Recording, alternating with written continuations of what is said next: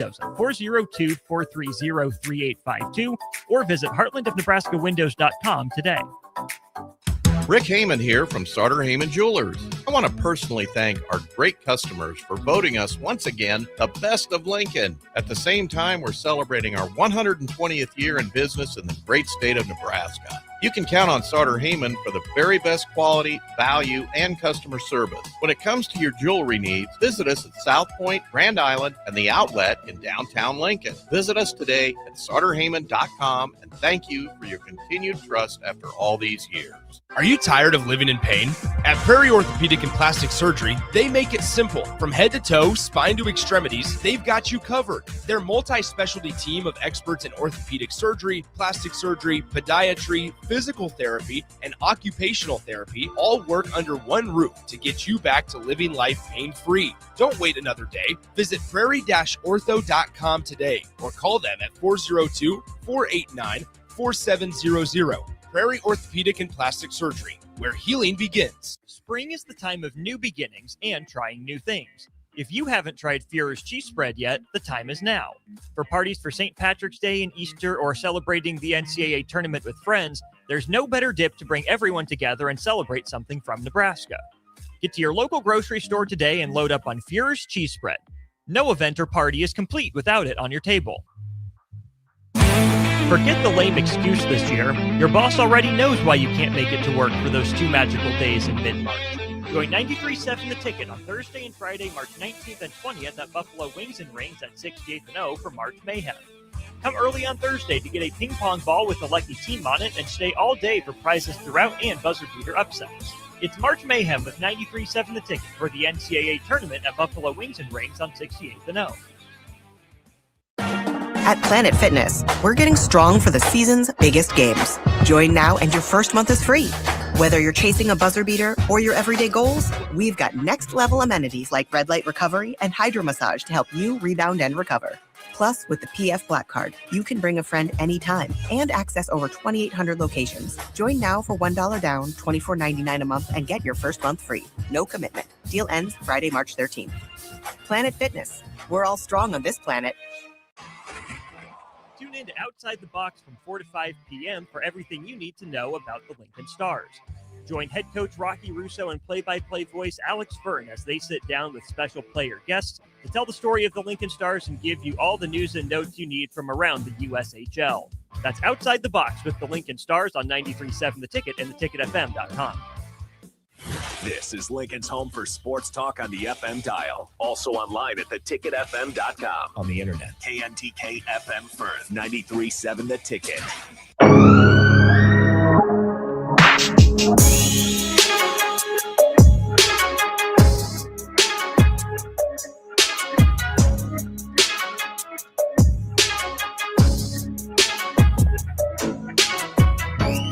Hello and welcome in. It is the moment we've all been waiting for to see where Nebraska lands in the NCAA tournament so we can know the matchup to see if Nebraska can make some history. And for a lot of people, so they can know the matchup to make their travel plans, cancel the hotels in the other cities, all that sort of stuff. So one way or the other, Selection Sunday is here. They got it going there on CBS, and we'll let you know what they tell us. I'm Jake Bachman in here with Nick Sainer. Of course, Nick, we've been talking about it all year.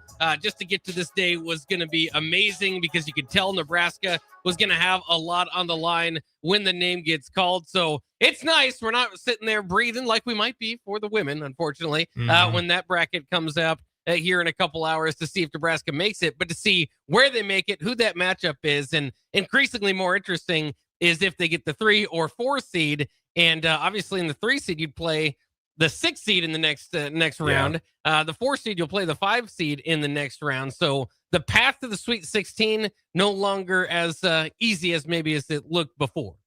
Yeah, it was crazy. I mean, what a wild Big Ten basketball tournament. I feel like that might be the lead of this whole thing as well. Is Purdue might be just one of those teams that caught fire at the perfect time, and they played incredibly well against Michigan today, despite Oscar Clough and Kaufman-Wren getting in foul trouble early on. I mean, there's so much to talk about over the next 2 hours. Like, here's the thing, Bach. This is what we've been waiting for. As you said just a moment ago, we've talked ad nauseum about the hypothetical scenarios we still are, if you just refresh Twitter every 30 minutes this morning, people are freaking out about whether or not Nebraska is going to make it in OKC. There was the projections this morning of Portland. Everybody's freaking out. I know that there's a lot of people going to be canceling hotels, rescheduling hotels, buying tickets, trying to sell tickets on the third-party market.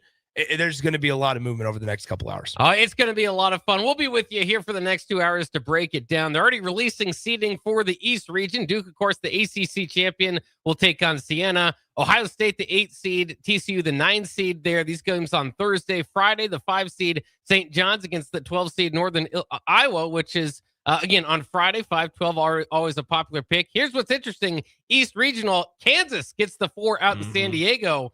They switched by before I could see the 12 who they're facing, but yeah, I mean, that could be interesting because Nebraska in some brackets was lined up with Kansas. Yeah, you're absolutely right. And here's on the next round here, it's where it's going to be interesting. Buffalo is certainly an area where Nebraska's been rumored way back when. They're about to release the 3 seed of Buffalo, and it's not the Huskers. So the Huskers avoid Buffalo for that one. So here's another thing is on the projections this morning that some sites had. It had Nebraska matched up in the 4-13 game with Cal Baptist. That's who Kansas has to play. So it just goes to show that those guys, sure, that's what they do for a living. They study them. But when it's all said and done, they might have a vague idea of where people are going to land, but it's not 100% certain. I saw in Joe Lenardi's latest bracket, he had Nebraska matched up against North Dakota State. North Dakota State now off the board. They will take on Michigan State, who we talked about in that region. This region getting tougher by the draw here, by the way. So Michigan State, the 3 seed here. Duke, as I said, the number 1.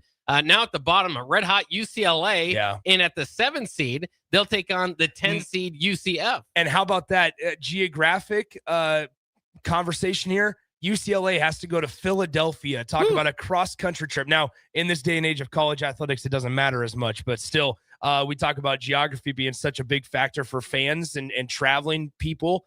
Yeah.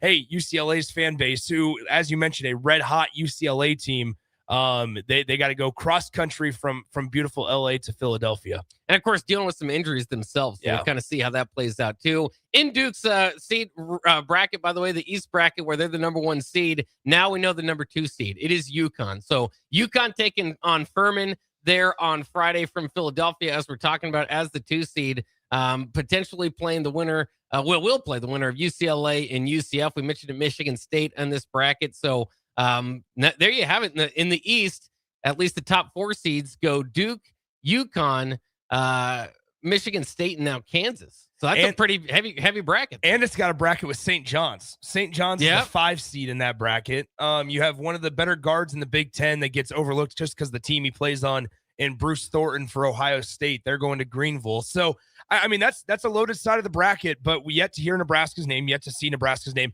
Just for context purposes, Nebraska's having a private viewing party. So they don't have anything that's open to the media. You're going to be able to hear from Fred Hoiberg. He has a press conference around 5:45 p.m. later on. So that's in about 40 minutes or so, give or take a few minutes there. But it's a private viewing party. I believe last time that they had an NCAA tournament run or they went to the tournament, they all went to Coach Hoiberg's house and watched it there. So nothing different there for Nebraska men's basketball. Nebraska women's basketball as well as volleyball have usually had more public that are more open to the media and to cameras, but men's basketball has not. But Bach, I mean, here's the thing, man. That just kind of goes to show in that East regional or East region, if you will. On one side of the bracket, you have one of the better teams in the Big East in UConn, one of the best teams in the Big East in UConn, and you just have a loaded side there. North Dakota State is a team that it seems like a lot of people are nervous about that potential matchup. We already talked about the red-hot UCLA Bruins there. There's a lot. Those are 7 and 14 seeds that we just named off. Yeah, it'll definitely be interesting. Again, we're just going to kind of reset the table every time they do. They are look like going to take a break before they announce their next region. Once again, the seeds here: Duke in the East region, Duke the 1 seed, 2 UConn, 3 seed Michigan State, 4 seed KU, 5 seed St. John's, 6 seed Louisville, 7 seed UCLA, and 8 seed Ohio State. So that's kind of the depth that is in there. Of course, the upsets can happen. You mentioned some of those teams to look out for there as well. Nebraska, of course, they did show as well going to the break in that viewing room among many other teams, so they didn't get the big screen on it. But we do see Nebraska there waiting to see where their name would be called. Of course, the Huskers, all important to this conversation, has never won an NCAA tournament game. 4 of their 8 trips to the NCAA tournament, they have been the higher seed. They will be the higher seed here once again. Of course, again, that does not guarantee you anything. Nebraska's history over the years, of course, 2024 lost to Texas A&M as the 8th seed, the most recent and only appearance so far under Coach Hoiberg. 2014, of course, went in as the 11th seed under Tim Miles. Fran Petaway, those guys lost to Baylor in the first round. 1998, as the 11th seed, lost to Arkansas with Teron Liu in the guys. 1994, 6th seed, lost to Penn. 1993, as the 10th seed, lost to New Mexico State. 1992, as the 8th seed, lost to Danielle Marshall in UConn. 1991, as the 3 seed, lost to Xavier. In 1986, as the 9th seed, lost to Western Kentucky. How much does it kind of bother you or change anything on how you view the season if Nebraska does not get their all-time high or tie their all-time high as far as seeding here goes? Like I said, the 3 seed in 1991, a lot of talk about them maybe falling to the 4 seed here. I'll be honest, like, I don't know is how much of a difference is, number one, is it between a 3 seed and a 4 seed or versus a 13 and a 14 that you'd have to play, right?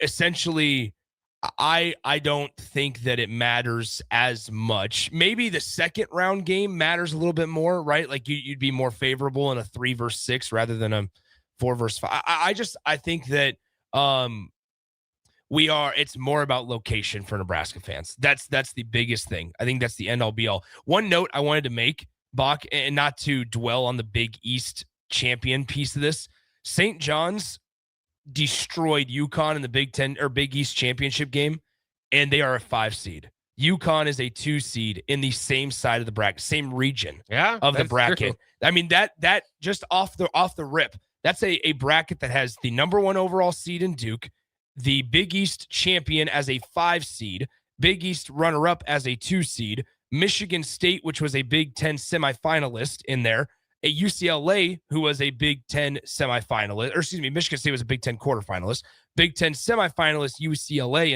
in that bracket, and those aren't even like top seats. UCLA is a 7, St. John's is a 5.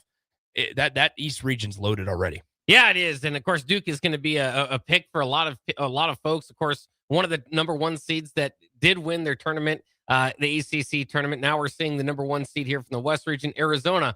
Also winning their tournament. Look at them sitting outside. That's pretty. You can't do that. You can't have Nebraska's viewing party outside today. But this is the one that's going to be interesting here. As you have a 4 seed at the bottom of this bracket in the West region. Obviously, Arizona is the number 2 overall seed. They'll be matched up with Long Island, the Sharks in round 1. These are 2 games that are going to be played out in San Diego. But then at the bottom half of the bracket's the one where Nebraska fans after this morning are maybe looking a little closer to, where you have a 5-12 matchup, the winner of that one going up against the winner of a 4-13 matchup, and that's where Nebraska was slated on one of the projections this morning. Yeah, and as we see it too, as these come out here, looks like the second round matchup for Arizona, if they get by LIU, would be either Villanova or Utah State. Villanova, of course, has had some success in this tournament over the years under Jay Wright. We'll see what they can get going here. They are the 8 seed, 9 seed at Utah State. And now here, the 5 seed playing out in Portland, Oregon, is Wisconsin. Also, you could say red hot. Let's hope that Nebraska's not this 4th seed. Please stay away, because Wisconsin in that hypothetical second matchup. We saw how strong Wisconsin was in the Big Ten tournament without Nolan Winter as well. They were out without one of their big men. They're going to be playing High Point in the first round in that 5-12 matchup here. And in just a moment, we're going to see the 4 seed be announced in the Portland, Oregon spot, as Wisconsin and High Point are the top side, and Nebraska will not be going to Portland, as it will be the Arkansas Razorbacks. So for those that have their spots booked in Oklahoma City, things are continuing to look and trend in your direction. It does seem like that is going to be the case. Hawaii is Arkansas's opponent there in Portland, Oregon. What do you make of the travel factor here to Portland for High Point? Yeah, I have no clear high points. Well, here's the thing. So with Arkansas to Portland, there is a 3 seed that is matched up in Portland, Oregon as well. So there's probably one more that Husker fans need to hold their breath on. And then you feel pretty good about their chances in Oklahoma City. But this is the other side. BYU. How about the fall? Right, AJ DeBonsa was so good all season long. BYU dealt with a couple of injuries there. They fell out of the top 25. They have a 23-11 record. And their first round matchup, get this, first 4 game, they're going to face the winner of Texas and NC State. That's a matter of a first 4 matchup there. That is quite the draw. I could have Texas and BYU in the first round, or North Carolina State made some noise last year. Gonzaga does get the 3 seed here in the West region. So geographically, that makes some sense here. Again, Gonzaga now the 3 seed. So, Wisconsin's hot. AJ DeMansta certainly there with BYU at 6. Makes for an interesting seeding so far, but I got to say the East looks stronger than the West, at least at this point. Yeah, quite a bit. And you feel, here's the thing, never count out Will Wade in March. And I say that as they are about to have to play a first 4 game. People kind of forgot, obviously, Will Wade in the McNeese State squad last year. They won a first round game. Then they just struggled to score the basketball. Will Wade's team did. Will Wade was asked about, the LSU job opened up already. He was asked and his response was, "Oh, is that job open?" Obviously, that's the spot he was in when he got in trouble with all the illegal payments and things like that. But I would also mention here, Bach, how about this? A 2 seed, your Big Ten champion, Purdue Boilermakers, they entered the Big Ten tournament as a 4 seed projection. They were 7th in the Big Ten standings. They end up winning the title, and they jump the entire 3 seed line, and they go to the 2 seed line. Don't say games after Thursday. Don't count anymore here. Absolutely. Big Ten tournament champs. Of course, they were the preseason number 1. Braden Smith now 1 assist shy of tying Bobby Hurley's assist record. So you're going to have the all-time assist leader making that run through the tournament. Should be interesting now as we look at the West. So shaped up to be pretty good here. Arizona, again, the 1 seed. Purdue, the 2 seed. Gonzaga, the 3 seed. Arkansas, the 4 seed. Wisconsin, the 5. BYU, the 6. Miami, the 7. And Villanova, the 8. Missouri, by the way, playing at the 10 seed, doesn't have to travel far. They're in St. Louis. So that'll be kind of interesting for them as well in that game against Miami. So the East and West bracket now released. Nebraska, not in either of them, but no surprise there as far as the 1 seeds go, Duke and Arizona. Like you said, maybe a little bit of surprise with the 2 seed in Purdue. Yeah, and I think they deserve it. You can't tell me that they didn't look this entire week in Chicago, that they didn't look like a top 8 team in the country, right? Yeah. If we're going seedings, in direct order, I would even talk about them. It's not a direct correlation, and I'm not saying they should have jumped Michigan, but obviously they just beat Michigan, Michigan's going to be a number 1 seed, right? But ultimately, the body of work does matter, and that's where I think Nebraska still will be a 3 seed when it's all said and done. But for the time being, Bach, I look at, once again, this East region in totality and the West region in totality, and you have them listed in front of you as well. There's a lot of really intriguing matchups and down the road hypotheticals of who could potentially be matched up with. We could get a rematch of the Big East state championship. Mine's on high school. Big East championship game with St. John's and UConn in the Elite 8 potentially. We could get matched up with a Duke and Michigan State matchup, which there's been so many of those so often in the NCAA tournament history in the last 15, 20 years as well. So there's a lot of really interesting matchups, but I think we both agree the East might be a little bit more of a gauntlet just by the initial thoughts in comparison to the West. Yeah, I think so. Again, you think of some of those teams, and how much of it is going to be for UCLA to get back healthy. Tyler Bilodeau, had to sit out that final game. Is he going to be ready to go back at it? We'll see, but that is not a 7 seed that I'd like to run into as I look at it here. And then, out West, though, I think it's shaped out well. We'll see, Arkansas definitely has made their run. I think the Purdue thing is so interesting, though, because a lot of times we're not talking about the best team is who's hot when we kind of get into the bracket range. into doing this bracket. And this is going to throw everybody off, right? Because entering the Big Ten brackets, of course, entering the Big Ten tournament, Purdue had lost 4 of 6, and then they go on this run. So it's going to be hard, for everybody that likes to go back and, okay, what have they done recently? I was going to say, are you saying that you would have liked to see Purdue be a 3 in this situation instead? No, not necessarily. What I was saying is just it's going to be hard for anybody because a common strategy is, okay, look who's hot, right? For sure. And Purdue is just kind of an interesting altogether. Started off the season number 1, got some big victories against some big-time opponents throughout the year, including Nebraska, unfortunately. But before they jumped out of that number 1 slot, beat like Alabama, Texas Tech, some highly deserved, big-time teams over the last several years. And then that big loss to Iowa State. And then they had a stretch run where they lost 3 in the middle of the season. And then the 4 of the final 6, like I was saying. And then to rattle off here and get your most impressive victory against Michigan the day before, the game before you get to the NCAA tournament. Just very interesting. And you look at their roster makeup, and we didn't get to talk too much. At least I haven't been able to talk too much about the Nebraska-Purdue game, where Nebraska obviously was overwhelmed in that game. It just kind of reminds you, there's some teams that are that you kind of just deal with what other parts you have. You could tell why that Purdue team was ranked number 1, right? Their pieces just kind of fit together, and they've got so many different ways and guys to attack you. And they're kind of seemingly kind of adding to that as guys pick up the roles throughout the season. I'm fascinated with Purdue overall, and kind of what does the Big Ten tournament, in Big Ten championship mean to the eyes of, you wonder, did they, if they lose that game to Michigan, they wouldn't be a 2 seed, right? So sure. I wouldn't think so. No. And to be fair, it might be good for Nebraska fans that they won against Michigan today, because they might have been bumped up to a 3 seed. And we could say very similar things about Nebraska, in all honesty, is unfortunately Nebraska has not been playing their best basketball, and they lost to UCLA, who, yes, is an NCAA tournament team. And but when you're and they were 1 and done in the tournament and stuff. And so, like, I do think we're seeing it here, right? Body of work matters. That's why Michigan is still going to be a number 1 seed. That's why Michigan State was still a 3 seed.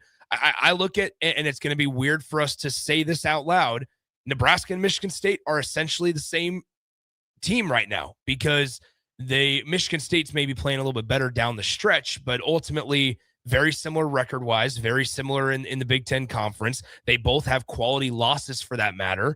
And then now they're still a 3 seed here, and they were 1 and done in the Big Ten tournament. Yeah, and here we go with CBS getting it kicking and rolling here for the next bracket here. Michigan, despite their loss today, still gets the number 1 seed in the Midwest Regional.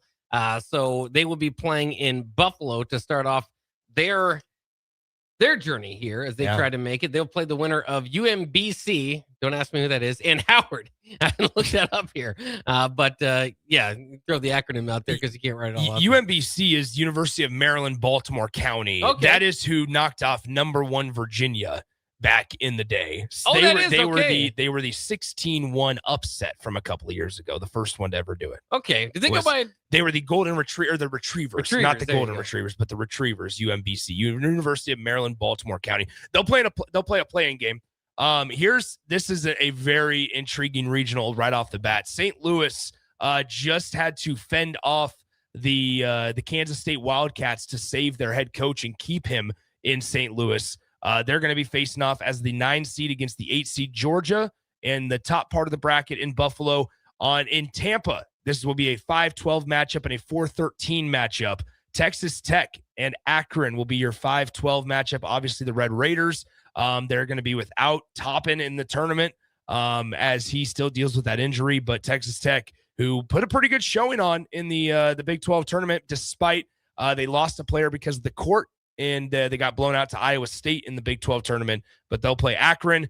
And Alabama is going to go to Tampa, Florida as the 4 seed. So Nate Oates will take his team farther southeast. Tampa was a long shot for the Huskers to be that 4th or 3 seed there.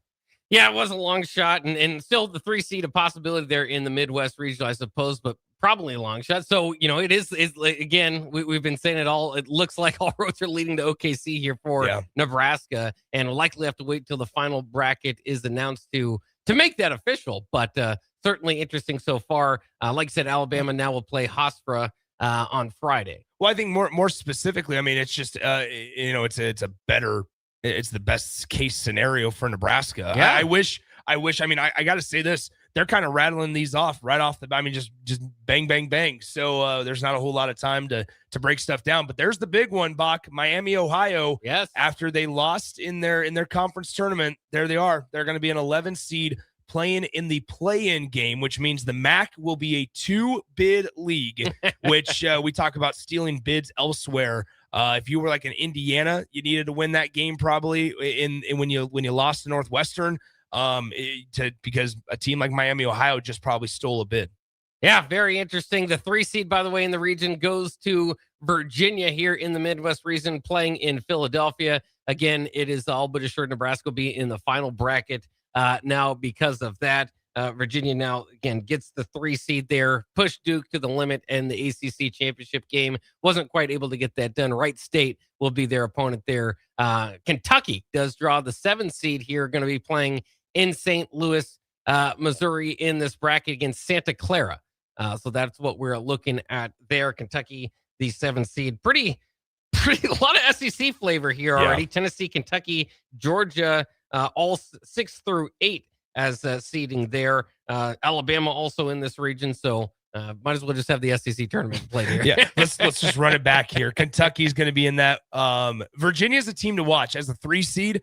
The way that they played Duke yesterday, that was really, really fun to watch. Just came up a tad short, but Virginia, and they have obviously Ryan Odom as their head coach, the former VCU head coach. I saw a crazy statistic. I was watching the VCU Dayton championship game earlier this morning where VCU beat them by double digits. VCU has had 26 consecutive winning seasons.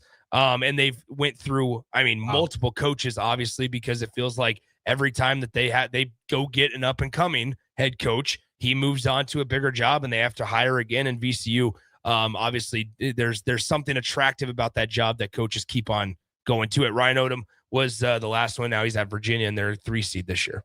So TJ Otzelberger and Iowa State get the 2 seed now in the Midwest region. Again, now your top 8 seeds as we go through it there in the Midwest. Michigan, number 1 seed.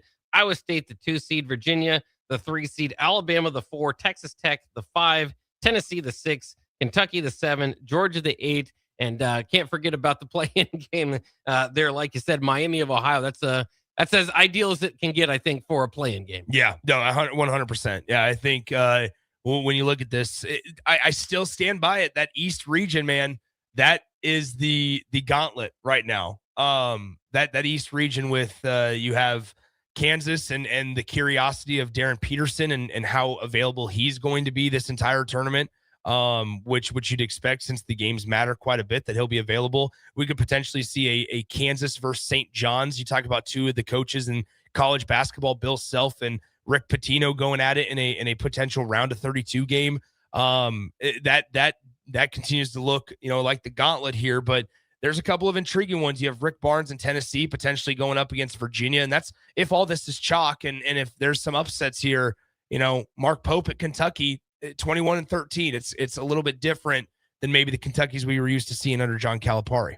Yeah, and of course they'd like to make a run here. Some of those teams, Kentucky has been outside the top 25 for a majority of the year, kind of a little bit off the radar. One of these a run here could certainly help his start there in Lexington. Nebraska is shown on the big screen here as they are awaiting again to be called Idaho. They're sharing the screen with the Idaho Vandals.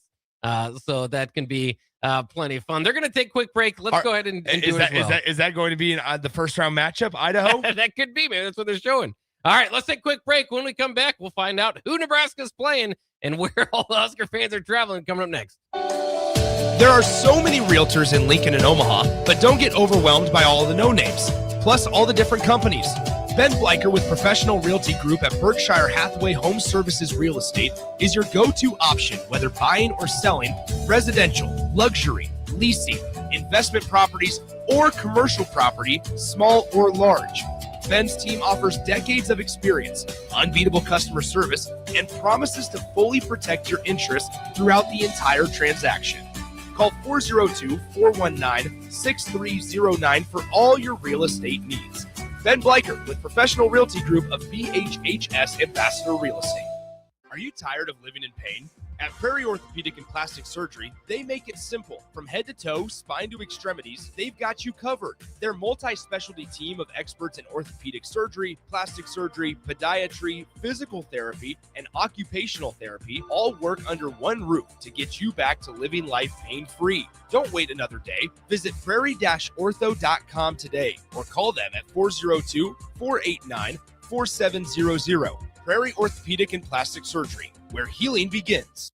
Do you ever feel okay in your current job and profession, but wonder if there's a better company that can offer more? Vision Mechanical is now hiring for journeyman plumbers and HVAC service technicians. Vision Mechanical offers top-of-the-industry wages, 100% paid health, disability, and life insurance, 401k with employee match, and paid holidays and vacation. Vision Mechanical believes in craftsmanship, teamwork, and building a better future one project at a time. Apply today or learn more at visionmechanical.net or email Ron at vmech.net.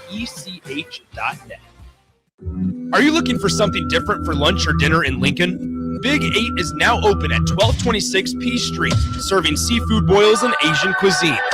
Get your hands messy with fresh, flavorful seafood boils, hot, cold, and made to share. Or enjoy classic Chinese and Asian dishes, perfect for lunch, dinner, or a night out with friends and family. Big flavors, generous portions, and a brand new dining experience. Big 8, now open in Lincoln. Tune in to 93.7 The Ticket immediately after every Nebraska men's basketball game for 1 hour of post-game recap.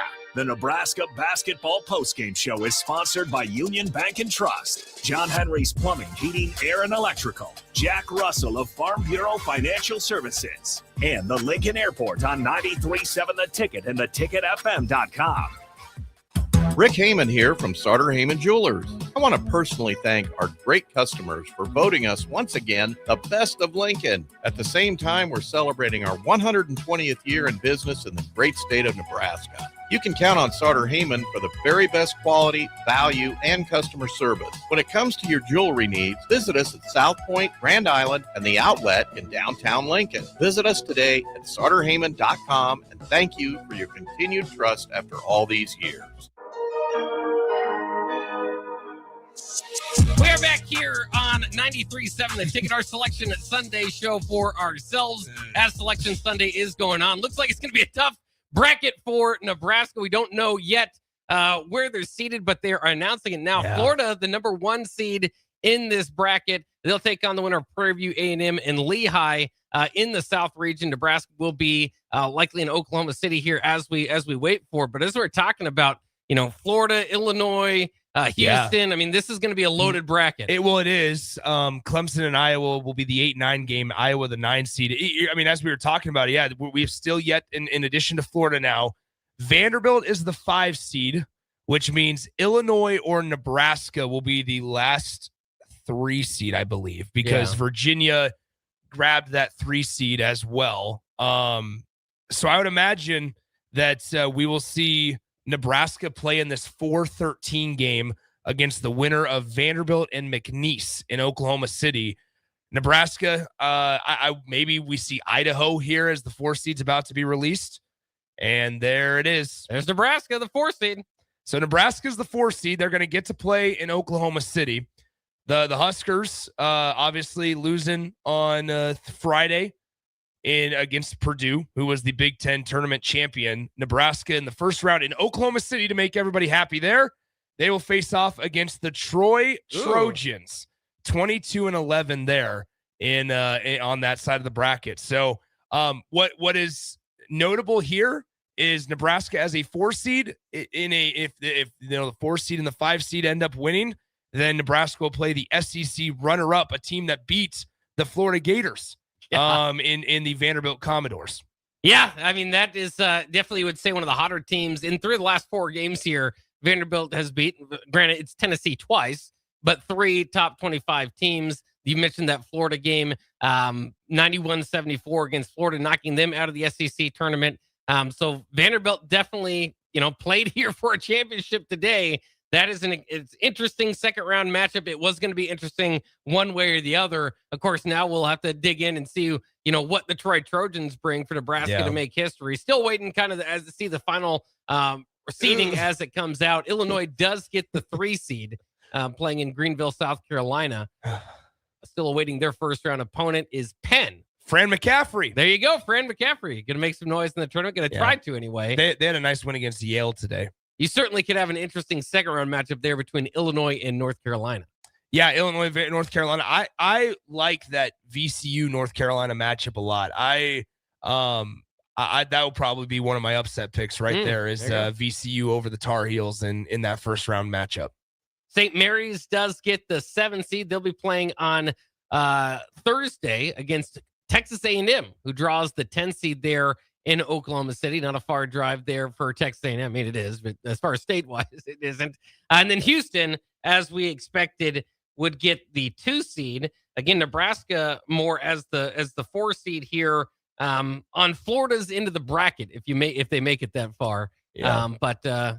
So that's kind of what you have ahead of you is you're gonna, if you get to Florida, you have to go through somebody that beat Florida in Vanderbilt. Likely, again, we'll see what the outcome is there as Vanderbilt will take on McNeese. Idaho is the 15 seed here, so the Vandals getting in as the 15 seed will take on Houston on Thursday. So again, as you start to make your plans here, Nebraska Thursday matchup with Troy from Oklahoma City, meaning they will be playing Thursday and Saturday if they win that first round matchup against Troy, and they will play the winner of Vanderbilt and McNeese. Troy again 22-11 on the year, Vanderbilt 26-8, and McNeese 28-5. So there'll be plenty of time to kind of break down these matchups. And we talked about it. The seeding is certainly like we expected. I mean, Florida, Houston, Illinois, they're going to have to get in. So it was going to be pretty top heavy, this South region.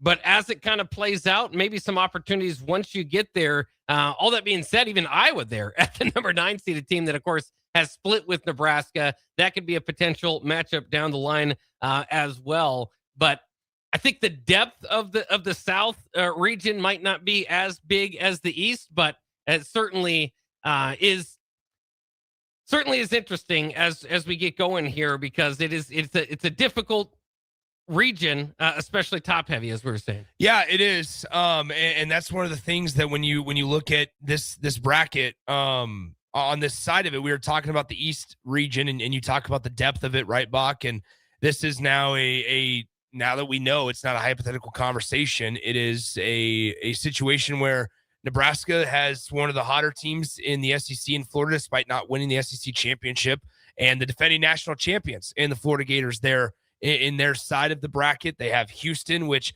obviously Kelvin Sampson, and I as a personal feeling, so badly want to see Kelvin Sampson be able to raise the trophy at some point as well.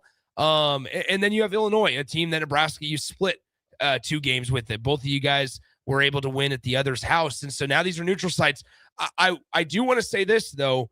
This matched up as well as it could have, maybe in the same conversation as St. Louis, right? To where it is the most accessible for Nebraska fans. You don't have to worry about booking plane tickets if you live in or around the state of Nebraska. I know a lot of our people that are going. Well, we were cheering for Oklahoma City simply because we don't want to deal with planes. You don't want to deal with flights. You don't have to deal with airports, right? And there's also something to be said about all of those areas and airports. They know Nebraska fans will travel, and so it makes it much more economically friendly for Nebraska fans to get down there if they can maybe drive the 6.5 hours that it will be from Lincoln down to Oklahoma City, rather than having to fly to a Tampa or fly to a Greenville or Portland, right, if you will. So this is working out as well as it possibly could be. We know there's going to be a large following of Husker fans down at Oklahoma City. It's a great area to watch some games. There's great outdoor areas as well. Hopefully the weather is kind to everybody going down there, and it should be a great atmosphere, and there should be a lot of Husker fans that travel down there.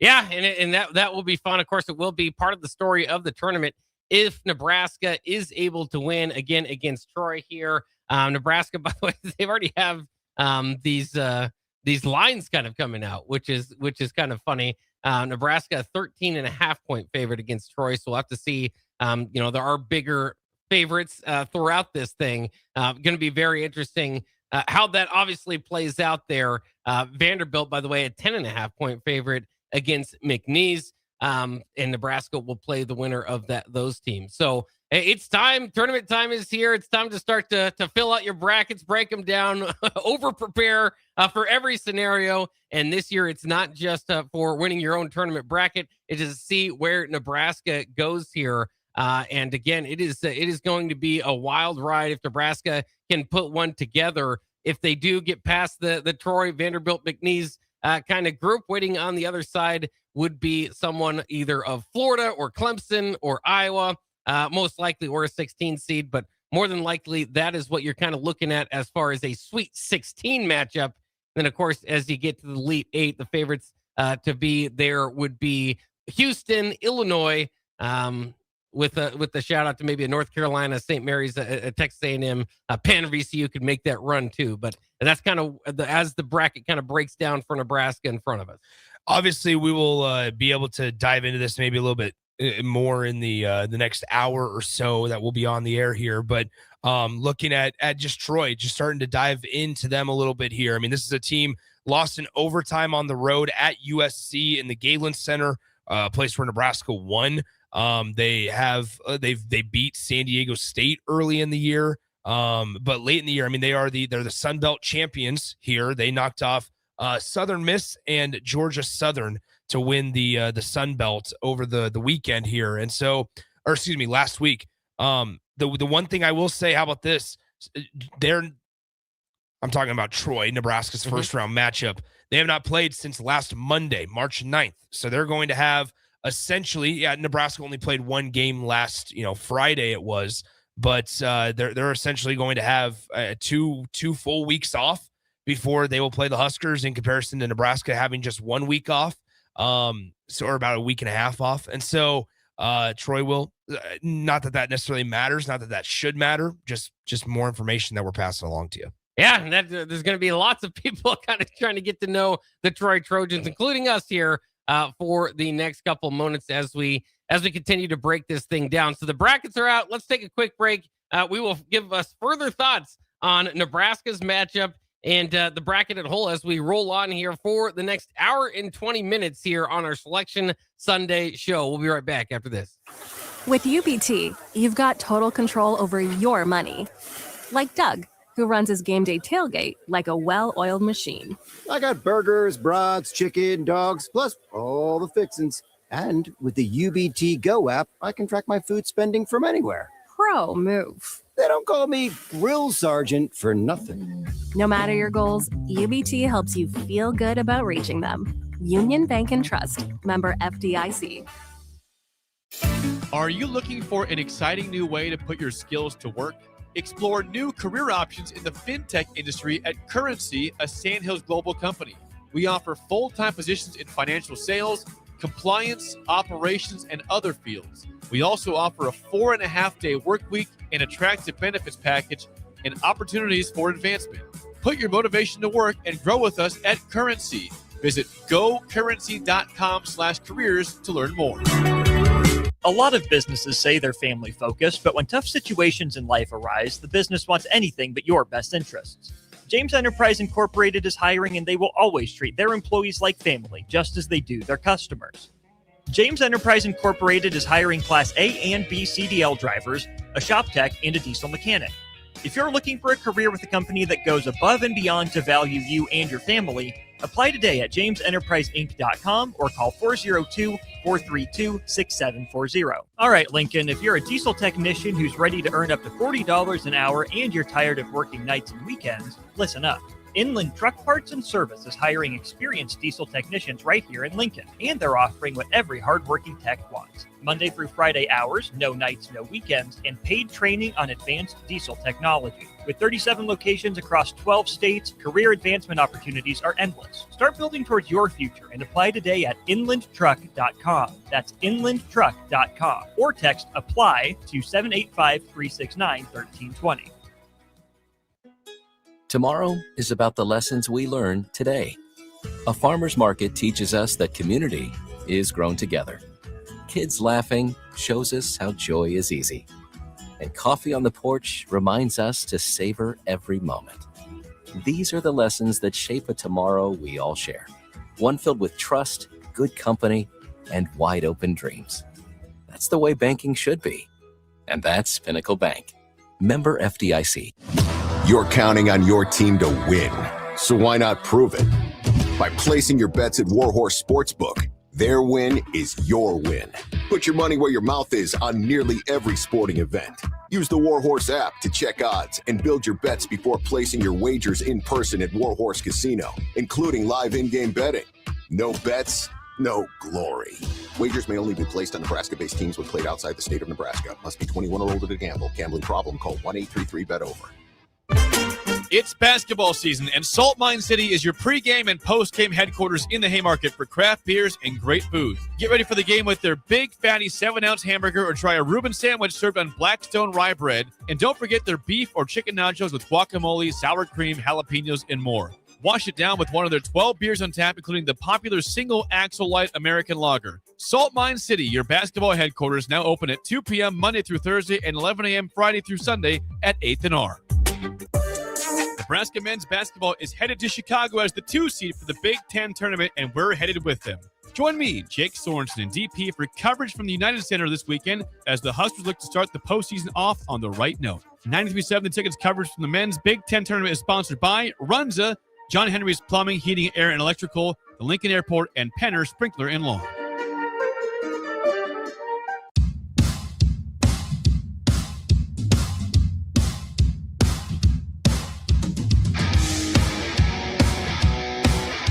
We are back here at 93.7 The Ticket. This is Selection Sunday show here with myself, Jake Bachman, in studio with Nick Sainert as he is printing off his brackets. He's ready to fill them out, as we all should be. I know a lot of people are organizing that, getting that ready. What a great time of the year it is going to be. Nebraska, as expected, is the 13th seed. So they were the closest 4 seed to a 3 seed, if you want to say that, which again, it would be expected, but came into the week ranked 11th, of course, in the AP and Coaches Poll. That lost in their first appearance there in the Big Ten tournament. But probably bumped them back a bit and cost them a 3 seed, but here we are, the 4 seed. I think they're in a good position.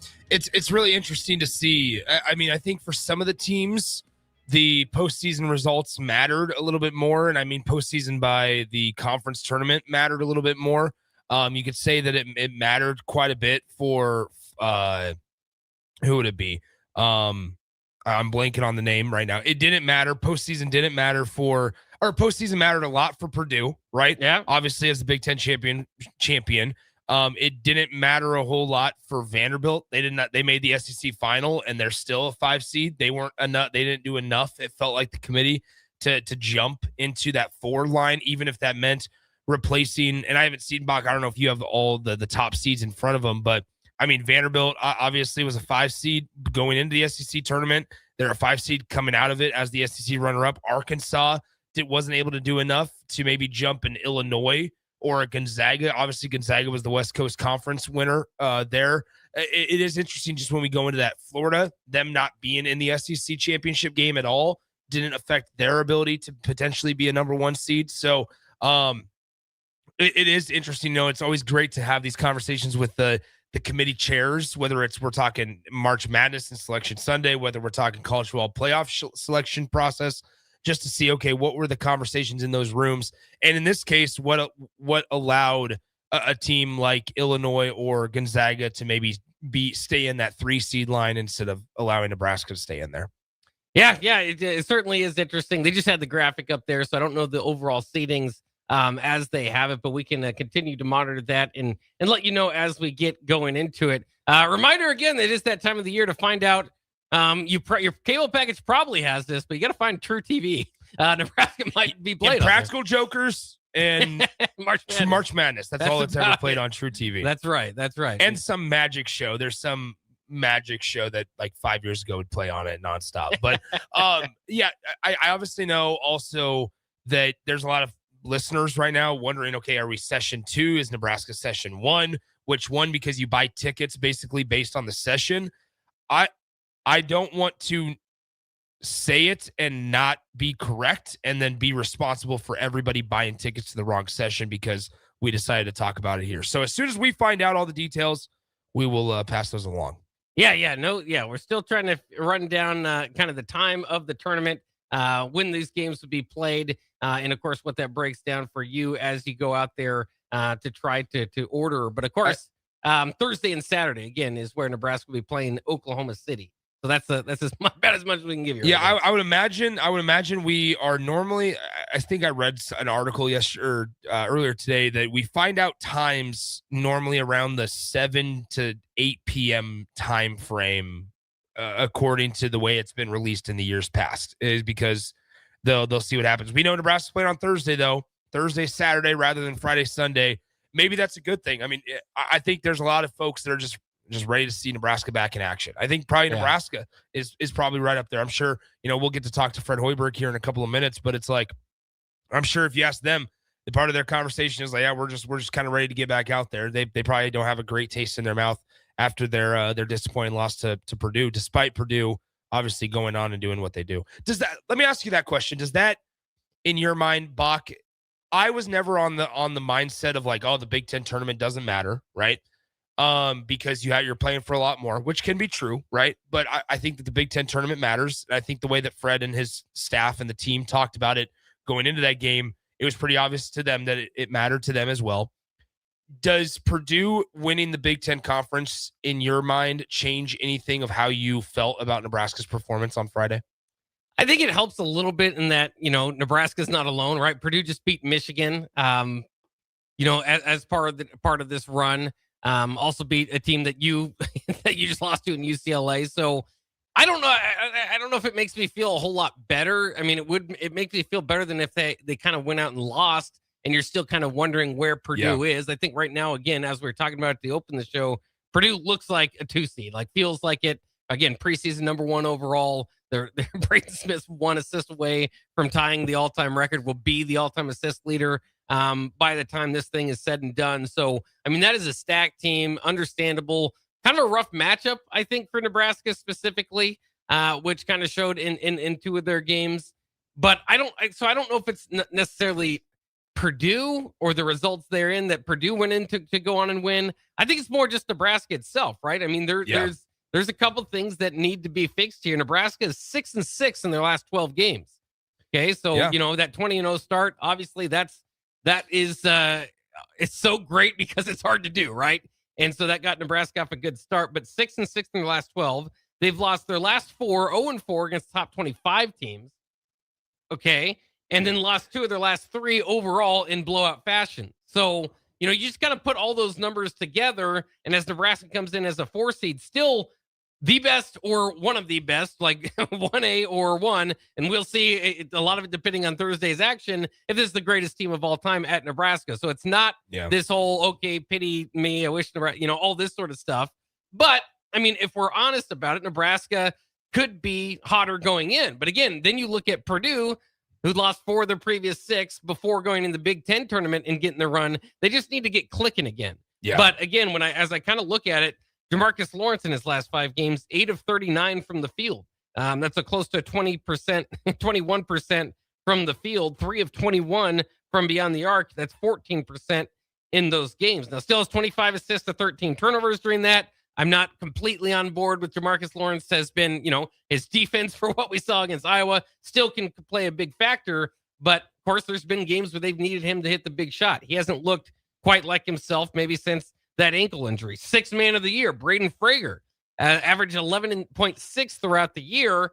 The last 3 games, he's averaged 5.3 on 33% shooting. Yeah. Again, so some of these things, players are going to have their ups and downs. You can say a cherry picking here and there, but Nebraska's not going in as the hottest team, but they certainly can catch fire pretty quickly. We've talked about how defensively they're going to be a tough matchup pretty quickly. Just in general, a pretty tough matchup for teams to prepare for, and they're not going to lose from a lack of heart or hustle or all that sort of stuff. You still have a first-team All-Big Ten performing Price Sanford who can shoot the lights out, could easily become, kind of one of the stories of the tournament if he gets going. So there's lots of positive things to point to, but there is the facts that are out there that, you lose 2 of your last 3 in blowout fashion. Don't feel the greatest about it. Yeah, I appreciate you saying all that stuff, because you while you were talking there, it gave me a chance to kind of dive into Troy and some of their statistics, the analytics of the Troy Trojans here as we round out the 5 o'clock hour. Let me give you a couple of numbers here for the Troy Trojans. This is all from the Bart Torvik T page, if you will, for the Troy Trojans. Very, I would say, different type of team from what Nebraska is offensively. Troy defensively holds their opponents to they're 42nd in the country in defensive 3-point shooting percentage. They allowing opponents to shoot on average a 31% clip from beyond the 3-point line. 42nd in the country, that is. Here's the number I'm looking at more so than not here, Bach. Their adjusted tempo. They are playing as one of the slowest teams. They are 300th in the country in adjusted tempo per game. Slow developing team that Nebraska is going to be facing the Troy Trojans. Obviously, Nebraska at times likes to play quicker. They also don't have a ton of success in sometimes the half-court offense, if you will. Yeah, that's certainly interesting. We've seen the kind of the matchups against Iowa, who does a similar thing. So that could be interesting. You kind of look at some of their other numbers too. I mean, they average 80.3 points per game. That's still pretty solid. Rebounds at 38. Assists, and again, all this again against not necessarily Big Ten competition, but mostly Sun Belt competition, right? Yep. Their assists to turnover is 16 assists per game, close to 11.9 turnovers per game. So maybe an opportunity there if you're Nebraska. They average 8 steals a game. So they might be swiping just like Nebraska. That's pretty high up there. 3.4 blocks per game. Overall shooting percentage, 45%, 44.9% from the floor, 73.8% from the free throw line, and 33.5% from the 3-point line. Again, don't overlook just the one number there. I mean, we did that with Texas A&M a couple years ago. I think they were in a similar spot there, and then caught fire in the game. So certainly anybody can catch fire shooting from deep at any time, but that's not particularly high. Nebraska, if you can get into a shooting competition with them, certainly will be in a good spot. Yeah. Little fun fact here as well. Nebraska, obviously we know, has not won a tournament game in their school history. Neither has Troy. So this is a matchup of who gets their first NCAA tournament win. The Trojans making their 4th appearance as a program, 2nd consecutive for the Troy Trojans, who were able to knock off Georgia Southern to win the Sun Belt Championship and their automatic bid there from the Sun Belt Conference. But they're led offensively, scoring per game.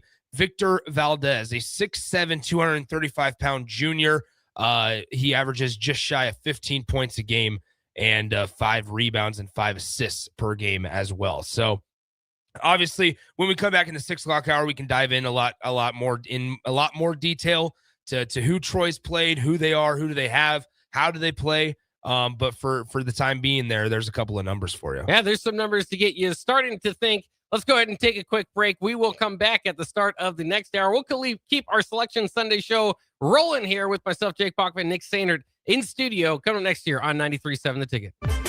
It's basketball season, and Salt Mine City is your pregame and postgame headquarters in the Haymarket for craft beers and great food. Get ready for the game with their big, fatty 7-ounce hamburger or try a Reuben sandwich served on Blackstone rye bread. And don't forget their beef or chicken nachos with guacamole, sour cream, jalapenos, and more. Wash it down with one of their 12 beers on tap, including the popular Single Axle Light American Lager. Salt Mine City, your basketball headquarters, now open at 2 p.m. Monday through Thursday and 11 a.m. Friday through Sunday at 8th and R. You're counting on your team to win, so why not prove it? By placing your bets at Warhorse Sportsbook. Their win is your win.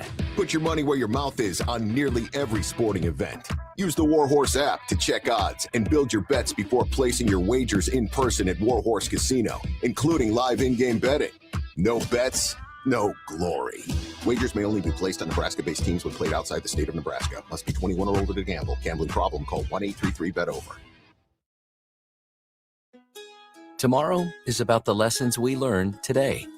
A farmer's market teaches us that community is grown together. Kids laughing shows us how joy is easy. And coffee on the porch reminds us to savor every moment. These are the lessons that shape a tomorrow we all share. One filled with trust, good company, and wide open dreams. That's the way banking should be. And that's Pinnacle Bank. Member FDIC. All right, Lincoln, if you're a diesel technician who's ready to earn up to $40 an hour and you're tired of working nights and weekends, listen up.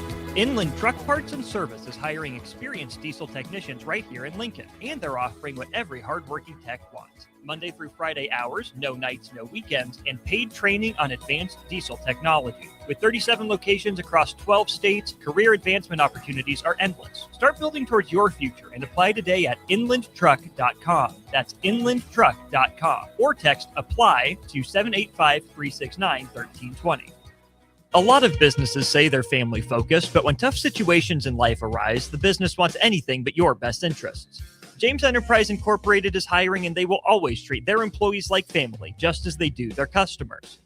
James Enterprise Incorporated is hiring Class A and B CDL drivers, a shop tech, and a diesel mechanic. If you're looking for a career with a company that goes above and beyond to value you and your family, apply today at jamesenterpriseinc.com or call 402-432-6740. Are you looking for an exciting new way to put your skills to work? Explore new career options in the fintech industry at Currency, a Sandhills global company. We offer full-time positions in financial sales, compliance, operations, and other fields. We also offer a 4.5-day work week, an attractive benefits package, and opportunities for advancement. Put your motivation to work and grow with us at Currency. Visit gocurrency.com/careers to learn more. With UBT, you've got total control over your money. Like Doug, who runs his game day tailgate like a well-oiled machine. I got burgers, brats, chicken, dogs, plus all the fixins. And with the UBT Go app, I can track my food spending from anywhere. Pro move. They don't call me Grill Sergeant for nothing. No matter your goals, UBT helps you feel good about reaching them. Union Bank and Trust. Member FDIC. This is Lincoln's home for sports talk on the FM dial. Also online at theticketfm.com. On the internet. KNTK FM Firth, 93.7 The Ticket.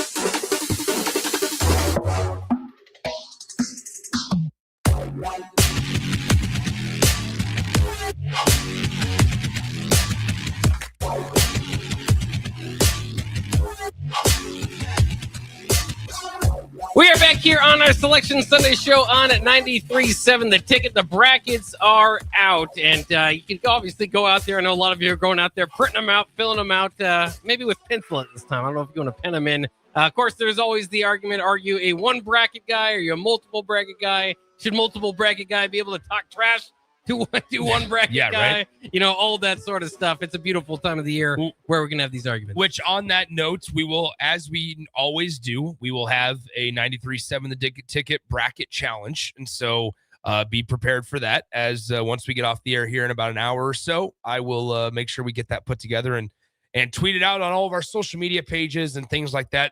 100% completely free to enter. And so, yeah, make sure you get ready and you can submit your bracket to our ticket challenge as well. Yeah, and then what do we got coming up for those that aren't making it out to Oklahoma City on Thursday and Friday? If you're not making the trip southward, and you're maybe saving up for when Nebraska makes it to the second weekend, if you will, we could be optimistic in that conversation. That hey, if you're going to be in town, take Thursday off. We don't know just yet what time Nebraska plays. But join us at Buffalo Wings and Rings Thursday and Friday this week. We will have all of our shows broadcasting from 11 a.m. all the way up to 6 p.m. from our good friends over at Buffalo Wings and Rings, 68th and 0 in Lincoln. Obviously, we were there back in the early February for the Super Bowl party. Always a great time. March Madness is an even better time as we'll have the ping pong ball giveaways for the first 64 people that show up on Thursday. If that team ends up making the Final Four, you'll win a prize. If that team ends up making the national championship, you'll win a prize. And if your team on the ping pong ball that you select randomly out of our bucket, if they are a national champion, guess what? You win our grand prize. And so we will have more information on what grand prizes are. But once again, tons of giveaways, tons of stuff that can be yours just for showing up at Buffalo Wings and Rings. We are so excited. Obviously, we're going to have a good representation down in Oklahoma City for Nebraska and Troy in the NCAA tournament. We're going to be hanging out here at 68th and O in Lincoln. It's a busy, busy week. We're ready to go. And so if you're not making the trip, hope to see you at Buffalo Wings Rings for sure. Yeah, will be a good time. Will be a lot of fun, like you said, as it always is. A little bit of mayhem, just like we like it. But hopefully not too much in Nebraska's specific instance. So here's the question on you, or for you, Bach. What would you prefer? Would you prefer, as we don't know what time Nebraska plays yet, would you prefer Nebraska to play at like 11:10 is the first game, I believe? Would you prefer them to play at 11:10 a.m. and just get it going right out of the gate, let it be done, let it go? Or would you rather have like an 8:10 p.m. tip-off for Nebraska and Troy? Yeah, I mean, I guess, it's one way or the other. I don't have too much of a preference there. It's kind of funny because you don't have too much to go back on and say, well, that's right, at this time or that time over the years, this or that. Of course, it's just not often that Nebraska makes it to the NCAA tournament. As we've talked about all year, it's nice here on Selection Sunday, not having to hold your breath going into it. But any upsets can happen at any time. Obviously, you think about, the best days, and people will call these the best 2 days in sports, and maybe just of the year in general.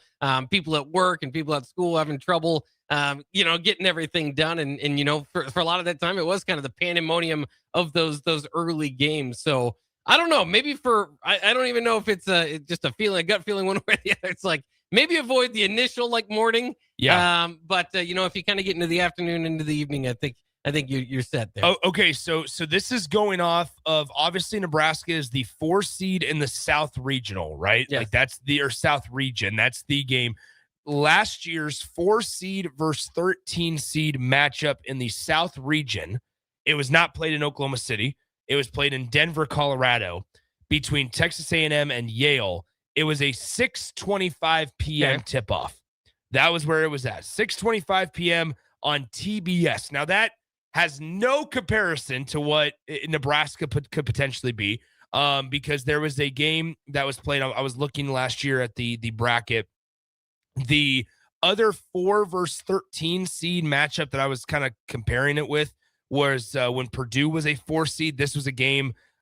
You would also expect the games that are played on the East Coast to be played earlier in the morning, right? Because it'd be essentially an 11:40 a.m. tip-off here would be 12:40 there.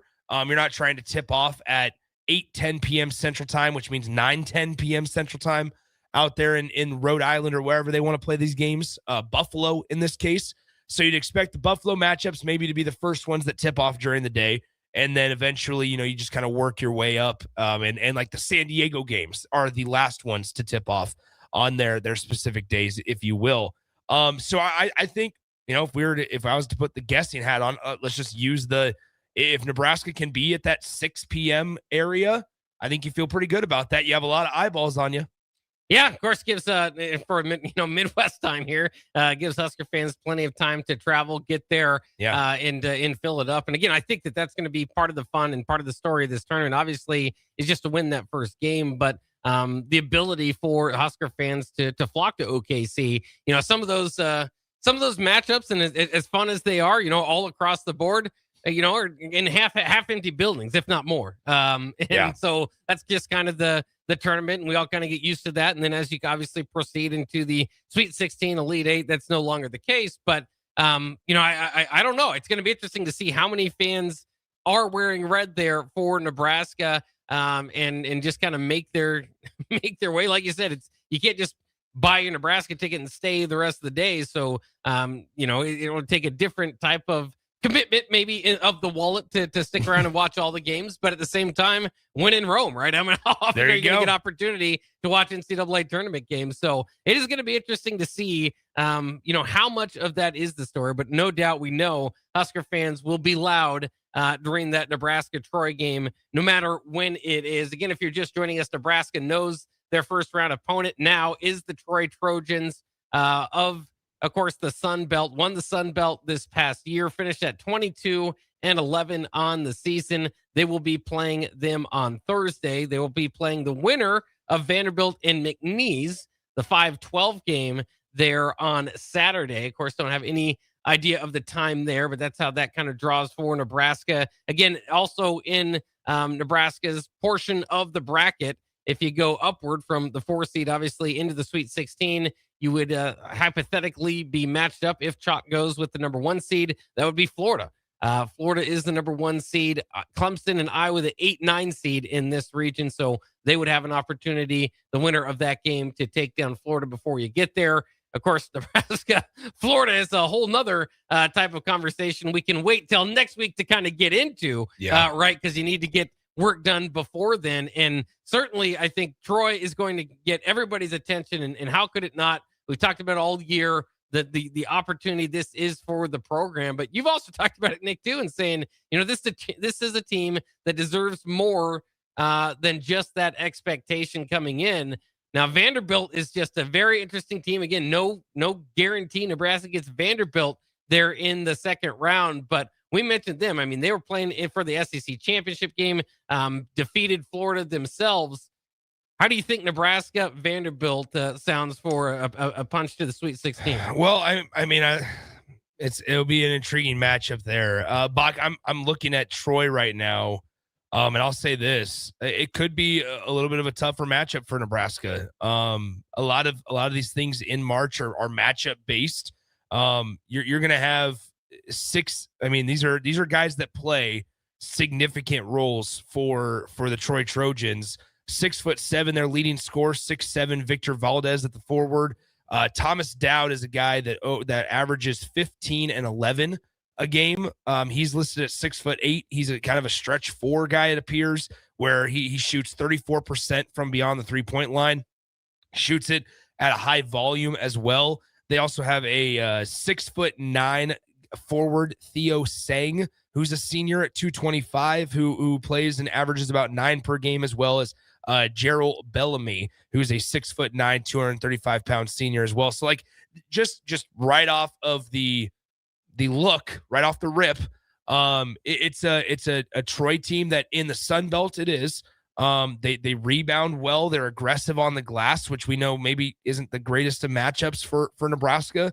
But once again, their leading scorer, Victor Valdez, averages 15 points a game, 5 assists per contest as well.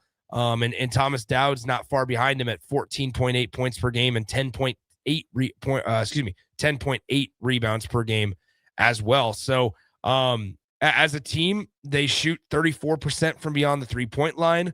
Nebraska obviously comes in at a little bit better of a clip than that, but it's just a matchup that you wonder, all right, for the Huskers, it's their leading rebounder is Rink Mass with 5 per game. It's just a different type of team. And in March, we know at Bach, it's matchup based, and we'll see, how Nebraska goes. Yeah, it definitely is. It does have the makeup of a Troy. Could be a story themselves.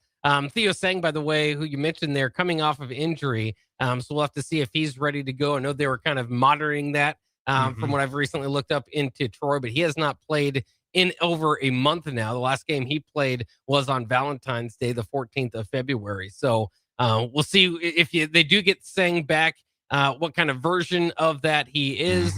And then what you worry about again is, guys, here's what I'm worried about. They got 2 brothers that are guards named Kobe and Cooper Campbell. Yeah. And this is a team that does not shoot well from beyond the arc, but they do. They shoot 38.6 and 40.4% respectively.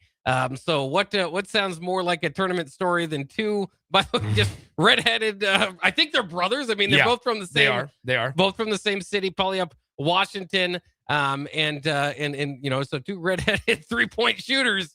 That sounds like a March Madness story. Hopefully, it doesn't turn into one. Yeah. I think, okay, let's do this. 402-464-5685. Honda of Lincoln hotline, Starter Heyman text line, both open for you guys the rest of the way. Bach and I will be here until the 7:00 hour. We will continue to kind of give our thoughts. I think it's okay though, Bach, also for us to sit here and go, what's your biggest concern? We know it now. Like the matchup is out, right? And this could be okay, well, look, Nebraska's going to be okay in round 1 or in the round of 64, but we hate our matchup in round of 32, or we hate the idea that they're in Oklahoma City. Maybe it was good maybe you feel like it was good if Nebraska could go farther away from home. I don't know what people are feeling. I'm not going to tell you how to be a fan, but at the end of the day, what are you excited about for this matchup? What are you concerned about? I mean, because I think as fans, Bach, it's okay for us to sit here and acknowledge, let's just talk about the elephant in the room. You are the only Power 5 power conference team to not win an NCAA tournament game. All season long, we've talked about how this season shapes up as good as ever, as good in all of our recent memories for Nebraska to get that monkey off their back and to win an NCAA tournament game. It's not hypothetical anymore. You are less than a week away. A week from today, it's either Nebraska wins or loses in the round of 64, Nebraska won or lost in the round of 32, and is Nebraska continuing to play, and will they be going to a Sweet 16? All of those conversations are on the table. And this also, I think it's okay for us to sit here, Bach, and say this. Maybe in the last couple of years when Nebraska was a 9 seed or when they were the 11 seed, sure, we can always be those Kool-Aid homers and say, hey, oh, man, what if Nebraska made the Sweet 16? As chalk, as this tournament plays out with no upsets, and I am well aware of what March Madness brings in terms of upsets. I'm understanding that, hey, Nebraska fans, you might sit there and go, gosh, I'm terrified of Nebraska being one of those 13-4 upsets right now. But also on the other side of that, it is as legit of a conversation as ever that we've ever experienced, Bach, you and I personally, when covering Nebraska men's basketball, that we're saying, what are the chances at a Sweet 16? What are the chances at a round of 32 bid? Because to your point, I've been very, very strong in advocating that, yes, it might be important for Nebraska to just get one win, but this team deserves higher expectations. I think they've put higher expectations on themselves. But I think they have. And of course, the conversation, of course, have been interesting too, as the season has progressed and as it has come to its finality here, is because Nebraska, hasn't played a good schedule, certainly, but the non-con kind of fell apart, right? So a lot of those early wins that we kind of thought were really good wins for Nebraska turned out to be not as good, right? The Kansas States, the Creightons, the Oklahomas of the world. Mm-hmm. And then, but it's certainly confusing, like with Wisconsin. You beat Wisconsin by 30. They end up being a pretty darn good team.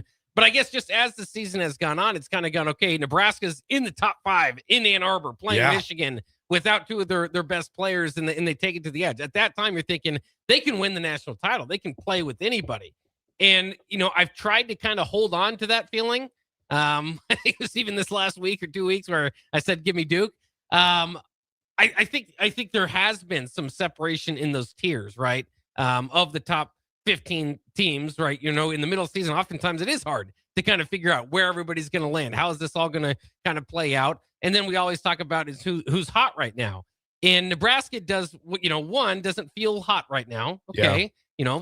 So be it. Many other teams, you can get over that, but that is there. I also do think that there's been enough sample size here, and certainly the losses to UCLA and Iowa kind of changed the idea of, okay, Nebraska can only lose the top 15 type of teams, sure, right?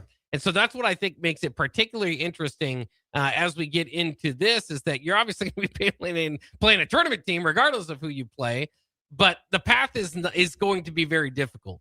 And Nebraska's got to be able to kind of find maybe whatever you call, whatever's working at midseason or part of that stretch to get them there. They got to get back to that. And part of that is teams having film on them, teams being able to scout them, particularly, and I'll just say it like this, I think everybody can scout it at this point. If you can get a guy to smother Price Sanford, it's going to be difficult. Does Troy have that? Does Vanderbilt have that? You know, with those matchups is going to be interesting. But when I look at this region as a whole, I think the magic could be there. I'm excited. I think, far be it for me to give up on them now. Right here is the opportunity, like you said, the best opportunity Nebraska's had.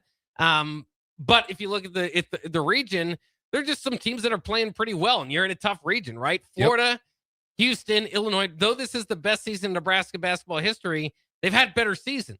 Yeah, Vanderbilt is arguably right there. I mean, they're at least the hot team right now. Don't forget, in the first 20 games of the year, it was Nebraska, Vanderbilt as two of the last undefeated teams still remaining, and along with Arizona, who, by the way, is the number 1 seed in the tournament, and so on and so forth.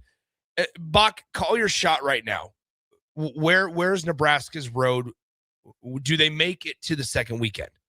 And if I need to be the first one to say it, I will. I do think Nebraska wins both games this weekend, and I think we're talking about them next week and going into the Sweet 16. I mean, I would hold on. I just, that Vanderbilt matchup makes me a little bit nervous. But I don't ask for much. I really just want to be I don't ask for much. I don't ask for much as a Nebraska basketball fan. I don't think any of us do. Again, it's just at this point, again, that Vanderbilt is going to be kind of seen as a hotter team, though Nebraska has a higher seeding. So we'll see. I mean, I think that they certainly can. The prediction thing is, I think one way or the other, like you're going to be, down 10 in one of these games, right? And you're going to have to come back. Ooh. So at a certain point, it's going to look like Nebraska might not be able to do it. Can they find that within themselves to make that push? Now here's the thing. Those games that you're talking about, think about who the opponents Nebraska was playing, right? Like, and I'm not trying to diminish Troy. I'm also not trying to put them on the same level as Purdue. Like, I think that's important for us to consider. We talk about the non-con. We talk about how Nebraska was playing their best basketball to this point, maybe most complete basketball back in early December. Well, what type of teams were they playing? They were playing similar teams to Troy. They were playing the New Mexicos. They were playing in Oklahoma, who, by the way, was the first team of the first four out, was Oklahoma. First four out, by the way, it was Oklahoma, Auburn, New Mexico, and someone else. San Diego State, potentially. I can't remember. Last four in, Miami, Ohio was the 64th team at 31-1. Sending a message, yeah. Right? So here's the thing. Oh, Indiana was on the first four out as well. But like I look at Troy as on the same playing field as a New Mexico. And sure, did Nebraska have not difficulty against New Mexico, but was it a competitive game? Sure. But we do not want to sit here also. Maybe they're going to use this as a motivational piece in their hype video. They're going to find sports radio guys talking bad about Troy. I'm not going to put Troy on the same playing field as Purdue and what Nebraska saw, or as what they saw 2 weeks ago in UCLA, or what they saw at home against Illinois, or what they saw on the road against Michigan. Like, yes, these are the 64 best teams in the country, give or take, right? Because there's some bid stealers that won their conference tournament. But you can also say, I expect Nebraska to go out there and play a full 40 minutes of basketball. That's just because Troy might not have Braden Smith on the other side, or Troy might not have Fletcher Lawyer, and they're not going to have Trey Kaufman-Wren. So, yeah, like over the last couple of weeks, Nebraska's had Nebraska fans have had a bad taste in their mouth potentially because of how they've started. And Nebraska's had all season long, all conference season, they've had to maybe come back in the second half. They know the narrative that's out there. At some point, they're just going to have to debunk it. And you hope that on Thursday against Troy, they're able to do that. Yeah, absolutely. Of course, again, for Nebraska tournament history, and you're right, kind of putting in that category, but there have been the Penns and the Xaviers of the world before Xavier was Xavier, Sure. that have shocked Nebraska from lower seeding before. Now, I mean, here's the other side of it. What if McNeese beats Vanderbilt? McNeese has 6 fewer losses than Troy. McNeese is 28-5. Yeah. They just didn't win their conference. They were second in the Southland Conference. Well, 5-12 matchup, there's always going to be an upset or two, right? Yeah. Usually is. So I'm just saying, McNeese has won their last 2, 4, 6, 8, 10, 12 games. Yeah. They're 12. I mean, so we could go through, but the same way that I just talked about how I'm not putting Troy on Purdue's level. I'm not putting McNeese on Arkansas's level. No. But you just have to be better. I mean, it all comes down to Nebraska just needs to be better for 40 minutes than Troy. Yeah, and in one way or the other too. Maybe it's like that. Maybe it's like football too, or like you're coming off a loss or whatever. So Monday you're all grumpy. By the time Thursday hits, you're like, "Let's go!" Yeah, Nebraska's there, and I think that's where it can be. I mean, this team again is built to give some teams some struggles in this postseason. And it's not like, okay, so like Railroader Matt chimes in, and we appreciate we're not overlooking this. Railroader Matt says the matchup is bad for Nebraska. They have 3 good bigs. They rebound really well, which we struggle against good rebounding teams. We've been playing very cold the last month. I'd have to pick Troy here over, unfortunately. How about that? Our first text is a pick against Nebraska. Crowbait says, woof, Iowa plays Clemson. Ted says Vanderbilt overlooks their first round matchup by trying to look ahead to preparation for us for preparation purposes. They might not make it out of the first round. Then they have 2 days to prepare for us, unlike the rest of the teams in the Big Ten who have been beating us lately. Here's what I would say. I want to talk about Railroader Matt once again. The same way I'm not putting Troy on the Purdue level, I'm not putting the Sun Belt on the Big Ten level either, right? Like, I go back to the game against Kansas State. Kansas State, matchup-wise, was not a great matchup for Nebraska. Same with potentially Oklahoma. And, yeah, it took Nebraska to score 105 points in that game against Oklahoma to win by 6. But same with New Mexico. Like, Nebraska has faced teams that aren't on paper great matchups, but their talent is better. That's just the end all be all. In the Big Ten, that margin of, hey, talent on Nebraska's roster versus talent on Purdue or on Illinois' roster, the margin is slimmer. It's more narrow, right? We can look on paper and say, man, these guys beat up on some Sun Belt competition. Okay, well, what about Nebraska beating up on MAC competition or Sun Belt competition or on New Mexico or on SEC competition against Oklahoma? Like, we can play this compare and contrast game all along the entire week, and we will.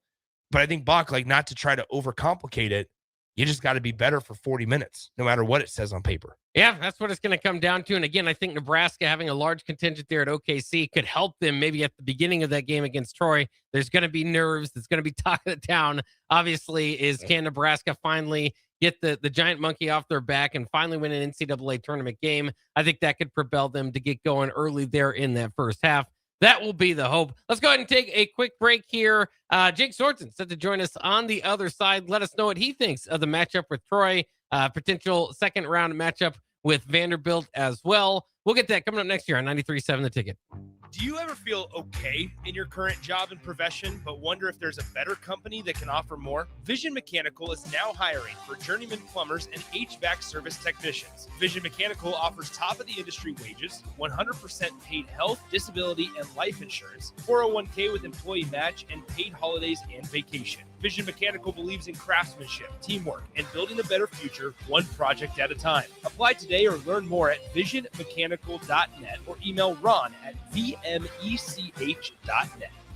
When you were a kid, clubs were cool. Robotics club and space club and stuff like that. But what do adults get?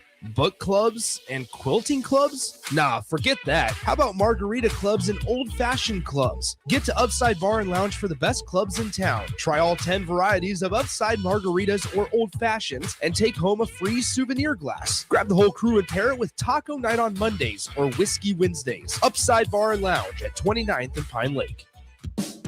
Hey there, this is Paul Scheel, owner of High Electric. I want to thank our friends and loyal customers and introduce High Electric to those looking for a new electrician. We've been serving the Lincoln and Omaha area for over 30 years, from design to install, upgrades, and repair. If you are a homeowner or a small business needing some electrical work, call us at 402-466-6606 or check us out at hyelectric.com. We look forward to hearing from you. You're counting on your team to win, so why not prove it? By placing your bets at Warhorse Sportsbook. Their win is your win. Put your money where your mouth is on nearly every sporting event. Use the Warhorse app to check odds and build your bets before placing your wagers in person at Warhorse Casino, including live in-game betting. No bets, no glory. Wagers may only be placed on Nebraska-based teams when played outside the state of Nebraska. Must be 21 or older to gamble. Gambling problem? Call 1-833-BET-OVER. This is Bill Mitchner, Executive Director of Lincoln Lighthouse. Did you know Lighthouse provides multiple programs for students such as one-on-one tutoring and mentoring, as well as pro-social skill exercises, while providing them a nourishing meal and a safe space during all months of the year, even during school breaks? Learn more or contribute to Lighthouse at lincolnlighthouse.org today.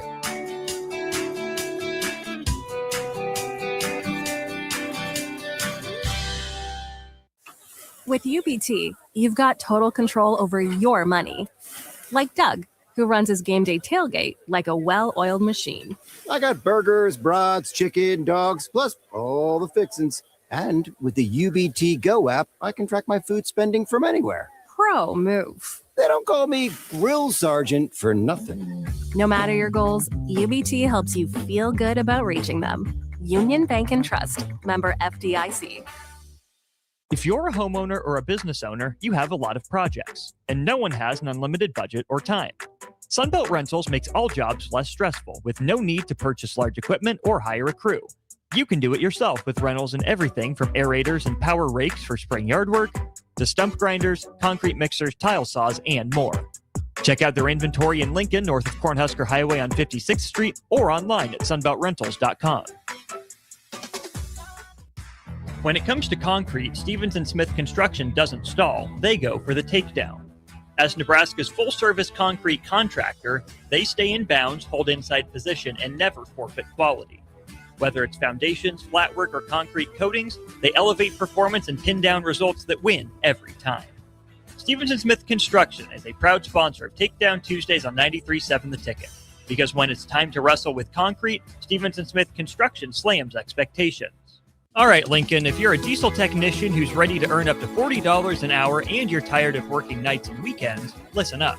Inland Truck Parts and Service is hiring experienced diesel technicians right here in Lincoln, and they're offering what every hardworking tech wants. Monday through Friday hours, no nights, no weekends, and paid training on advanced diesel technology. With 37 locations across 12 states, career advancement opportunities are endless. Start building towards your future and apply today at inlandtruck.com. That's inlandtruck.com. Or text APPLY to 785-369-1320.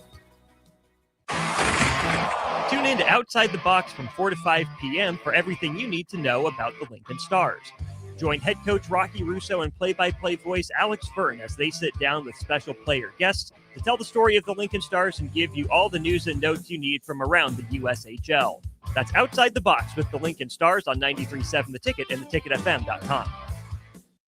Back to the Ticket weeknights on 93.7 The Ticket and theticketfm.com.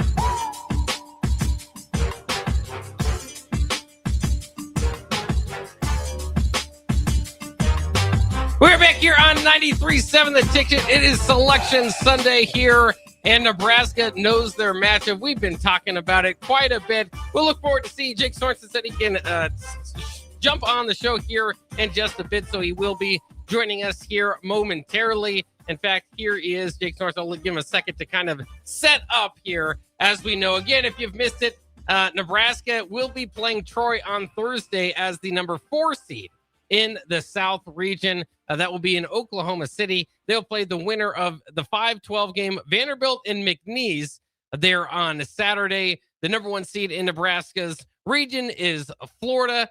You've also got Houston as the 2 seed, Illinois as the 3 seed. Like I said, Nebraska and Vanderbilt, the 4 and 5 seed in that region. North Carolina, the 6th. Iowa, Texas A&M, some of the other teams in the region. So it should be very exciting as we get into this, a full week of breaking it down, trying to get to know the Troy Trojans. Let's head to Jake Sorensen and see what he's been able to run down thus far as far as the matchup and as far as Nebraska in their draw here to Oklahoma City. Jake, how's it going?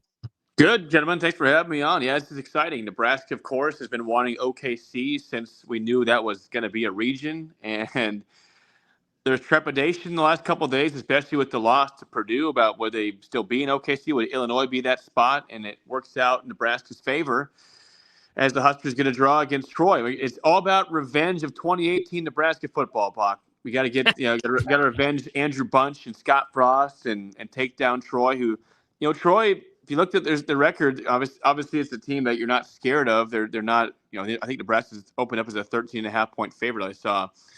But Troy has played well against some good teams. They took USC to triple overtime earlier this year, and they beat Akron, who's of course the 12th seed in the dance, and lost to somebody else that was decent. So they're not going to be scared of Nebraska. They're not the biggest team in the world, but Troy. I mean, the thing about these 13 seeds, 14, 15 seasons, they have nothing to lose. They're not supposed to win. Like, Nebraska has all the pressure in the world. I know Troy has also never won a tournament game, but the pressure is entirely on Nebraska. That's the bad thing for this game is Troy is not supposed to win, and they know that. So they should be more loose on paper, and Nebraska has the weight of carrying this massive burden of Nebraska basketball historically of never winning a game in the dance. So I'm very curious how they come out if they're tight against Troy or if they are loose, because we have not seen them start well for like a month on the basketball court. Jake, I was just saying in the last segment to Bach, that, and this is not me trying to just drink all the Kool-Aid, because obviously there's going to be Husker fans, and I think us included, that are just like in this mindset of just don't lose, just win the one game. We've been talking about it for so long, and you feel like this is the best chance Nebraska's ever going to get in the near future to win a tournament game, and just don't blow it, right? But on that same conversation, I was telling Bach, like in the last segment, we can't talk ourselves in so many circles to where we're starting to compare, and we look at the on paper and see Troy and how they rebound the ball well. We can't compare them to the competition that Nebraska just saw on Friday. Like this Troy team doesn't have a Trey Kaufman-Wren and Oscar Clough, two guys running around in the front court. They don't have Braden Smith, who's able to run the offense and with the pace. Sure, Troy's one of the best 64 teams in the country, but I told Bach, like, we need to be looking at this game and comparing it the same as we did to the Oklahoma and New Mexico game back in December, and less about what we saw in Purdue on Friday. I would agree with that. You're right. I mean, this is not a Big Ten team. You're 100% right in that, Nick. I mean, you don't, like you said, you don't have Clough, you don't have Kaufman-Wren. Purdue is a bad matchup for Nebraska. Troy is not a bad matchup. It should be a good game. And Nebraska, again, knock on wood, should win this game. They are the better team than Troy. But we all know weird things happen in the dance, especially when nerves get into play. And this is your last chance you have to, there's no consolation. It's this or you're done. And the Nebraska fan, they know that. And I guess my only concern, guys, is yes, this should be, a team on the level of a mid to bottom level Big Ten team in Troy. But Nebraska does not enter this playing very good basketball. 16-point loss to Purdue. We can say all we want about bad matchup. Okay, that was your matchup. That's a good team that just won the Big Ten. That's a team playing good basketball. Most teams playing next week or this week are playing good basketball. Like, they're not many teams are coming in here losing 5, 6 straight. I mean, some have not played great down the stretch, and Purdue was one of those before they won the Big Ten, which is a great turnaround.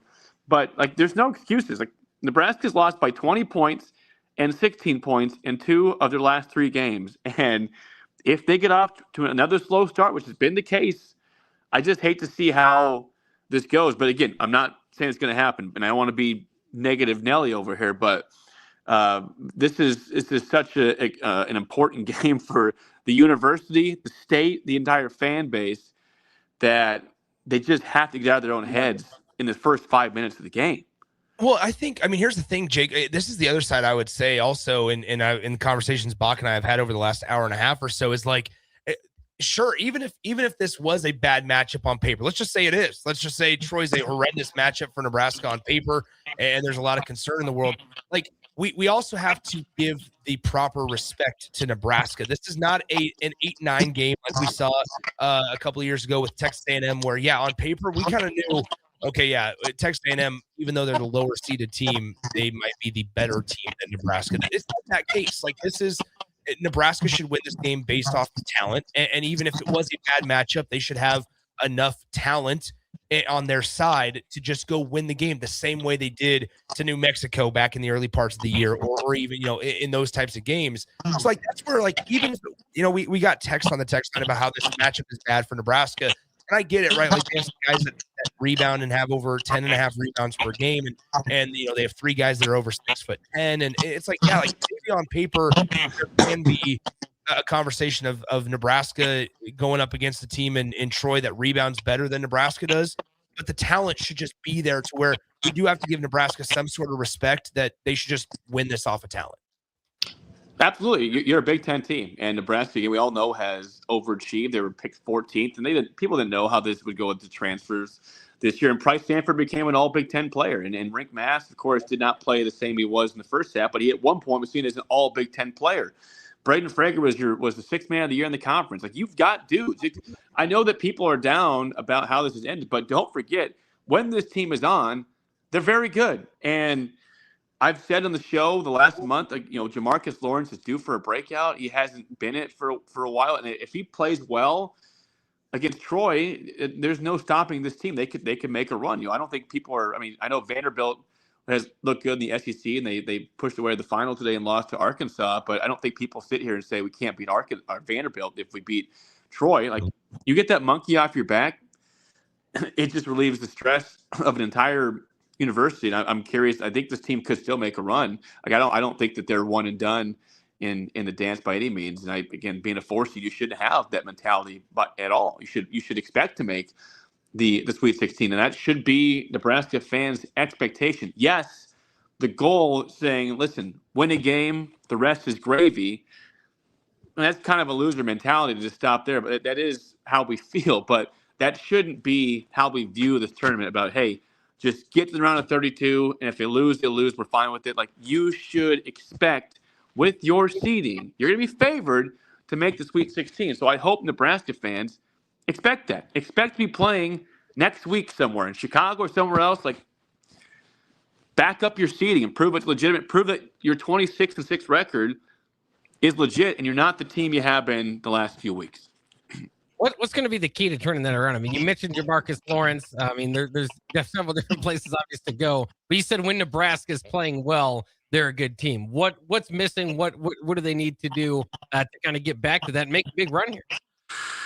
Well, it's a variety of things. I mean, Nebraska plays their best when they're making threes. I mean, in bunches. Go back to the Illinois game at Illinois. Price had 26 points in the first half, and there's a bunch of threes. And then when they played them in Lincoln, they lost to Illinois. But Nebraska made 10 threes in the first half, and they were up by 6 or 7 at halftime. Of course, went cold in the second half. But even the game at Michigan, Nebraska had 50 points at halftime at Michigan, a game that Nick was at, and they looked like world beaters without Frager and Mass. They couldn't be stopped. And I brought this up on the show that with that game in particular, like, that's the game they finally lost. The 24-game streak was over, going back to the crown, and they lost this cloak of invincibility. And that's why I think the last 12 games they're 500, because they know they can lose. They know that they can lose a basketball game. And credit to them for not losing to bad teams like Maryland and Oregon. And they still have no bad losses on their record. But guess what? There's no bad teams playing anymore. You got to. They haven't have a marquee win for a while. What's their marquee win the last 2 months? Is it Michigan State, January 2nd? Because that was over 2 months ago. Name me a marquee win for Nebraska since January 2nd, besides beating the teams they should by double digits, like at Northwestern and at other bad teams. Where's their marquee win since January 2nd? I think honestly that conversation, though, and this is for both of you guys, is where it depends on what scope you're looking at. Because if you're looking at the specific Nebraska scope, them beating the teams that they're supposed to beat in the fashion they're supposed to beat them is good enough. Because that's, guys, we've all lived through the early years of Fred Hoiberg, right, where it was losses to Southern Utah and Kennesaw State and getting blown out by Rutgers. But the fact that Nebraska was consistently able to go on the road and win at Northwestern and comfortably at Rutgers and win on the road in Indiana. Sure, they're not maybe sexy in the national eye because they're teams that a top 15 team is supposed to beat. But for us that study and observe Nebraska so closely in this bubble, like in comparison to what it's been the last 5 and 10 years, yeah, like those are your quote unquote marquee win when you put them in bunches. Yeah, would you like to start off better against Purdue? Like, this is not me saying that the Purdue matchups and Illinois loss at home doesn't matter to diminish that, but there is also something to be said about Nebraska was in. Can we remember the last time Nebraska was not in the top 15 in the country, ranked in the AP poll? Like if we truly thought about that just in its own way, it's ridiculous because at the beginning of the year, it would never even been a thought. That was at some point, Nick, I think in early December, before people actually believed in Nebraska. And then they've just been there the rest of the season. But I just, think about this too. This is a neutral site game. Nebraska did not play well against Purdue in Chicago, neutral site. But otherwise, this year, when it's pro Nebraska, look at Sioux Falls. Nebraska played, as a bad start, but they had a great offensive performance to beat Oklahoma. Kansas City, pro-Nebraska crowd. They beat K-State, beat New Mexico. They were good in those games. It's going to be a very heavy presence. We know that Nebraska fans were cheering mightily when we saw the draw was OKC, because that's what fans have prayed for, that or St. Louis. I mean, it's going to be, the demand for tickets is going to be incredible when we find out what time they officially play at, because, do you think Troy's going to have a bunch of fans in this game? I mean, they'll have some. They'll have the players' parents. They'll have the band or whatever. I mean, they'll have – it's going to be 90% Nebraska in that building. So you're going to have basically a home game for the Huskers on the in a neutral environment, with everything on the line for the history of this program, and that just has to create ultimate comfort, because I think we thought it'd be a lot more Nebraska fans in Memphis 2 years ago. There was a pretty good contingent of A&M fans in that game, so it was not a Nebraska takeover. This will be a Nebraska takeover in Oklahoma City on Thursday. So I'm curious how the team responds, but when they have support, they play very well at home. This will feel like a home game, even though it's away from home. We have a tip-off time, Jake Sorensen. Oh, breaking news. Is according to a Railroader Matt on the text line. I will go ahead and confirm here in just a moment. It'll be just a moment here, but according to the early reports say that we will play at 3:10 p.m. on TNT. Okay. And so it is I'm looking. Is that official? Or is that just still rumors? That's the rumor. I'm looking at our official person to follow here. Hold on one second. I got the correct page here, but that is the initial thoughts right off the bat here. But I was saying that to Bach. Does time matter to you at all? No, not really. I mean, I don't think you want to be. Well, I'd say this, Nick. You don't want to be the first team out of the dance. You never want to be that very first game. So, I mean, obviously, if you win, you'd be the first team to advance. That's exciting. But there's also Nebraska's got this huge monkey on their back, and if you play at 11:10 a.m. or 11:15 on Thursday and lose, that's pretty bad. And I know there's fans think they're going to win, and they should win, and there's going to be obviously uncomfortable feelings, as there should be for the tournament. But no, I'm fine with 3:10. I didn't really want to play in the 8:30 p.m. game or 11 a.m. So I think 3:10, if that's the case, is a great game time for Nebraska. Well, of course, I think a lot of people, what the news of the day is, obviously you can see the path, you know what day it is, all that sort of stuff. For me, at least, the bracket reveal hasn't changed a whole lot of my confidence for Nebraska, feeling like they could be a Sweet 16 team, right? We knew that they were going to get a first-round matchup against a 13-type seed, 14 seed, whatever it was going to be. And then the second round, obviously, from there is going to be a team with a heartbeat. You're going to have to beat somebody that's pretty good at that point. And Vanderbilt definitely is, fits the billing there. My question to you, Jake, is from there, Elite Eight, Final Four, those type of dreams, when you look at the bracket that Nebraska is in, how do you feel about it now that you're, in the same region here with the Floridas, the Houstons, the Illinois of the world? I'm not gonna lie, I don't feel great about that, but that's why they play the games. Illinois just had a rough loss to Wisconsin. You know what's crazy? On a different note, guys, I keep seeing people think that Wisconsin's gonna lose to High Point. That's a 5-12 matchup. I mean, Wisconsin's playing great basketball right now. I'm High Point. I respect them. Have you guys assessed that to see if that's a trendy upset for you guys? I know 5-12 we see upsets all the time, but the Badgers are playing some good basketball. I don't know if I'm buying that one. On a side note, not to interrupt that, it is official. Nebraska will play at 3:10 p.m. Central Time on TNT. They will be the second game of session number 1. So for all the listeners that were texting asking what session you buy tickets to, the session number 1 is the answer there. The second game of the first session, which would tell me that I would imagine we see Florida, or excuse me, not Florida, potentially Vanderbilt and McNeese be the first game of the day. That's still unofficial, but Nebraska Troy tip off 3:10 p.m. Central Time on TNT on Thursday. There you go. All right, Jake, any final thoughts?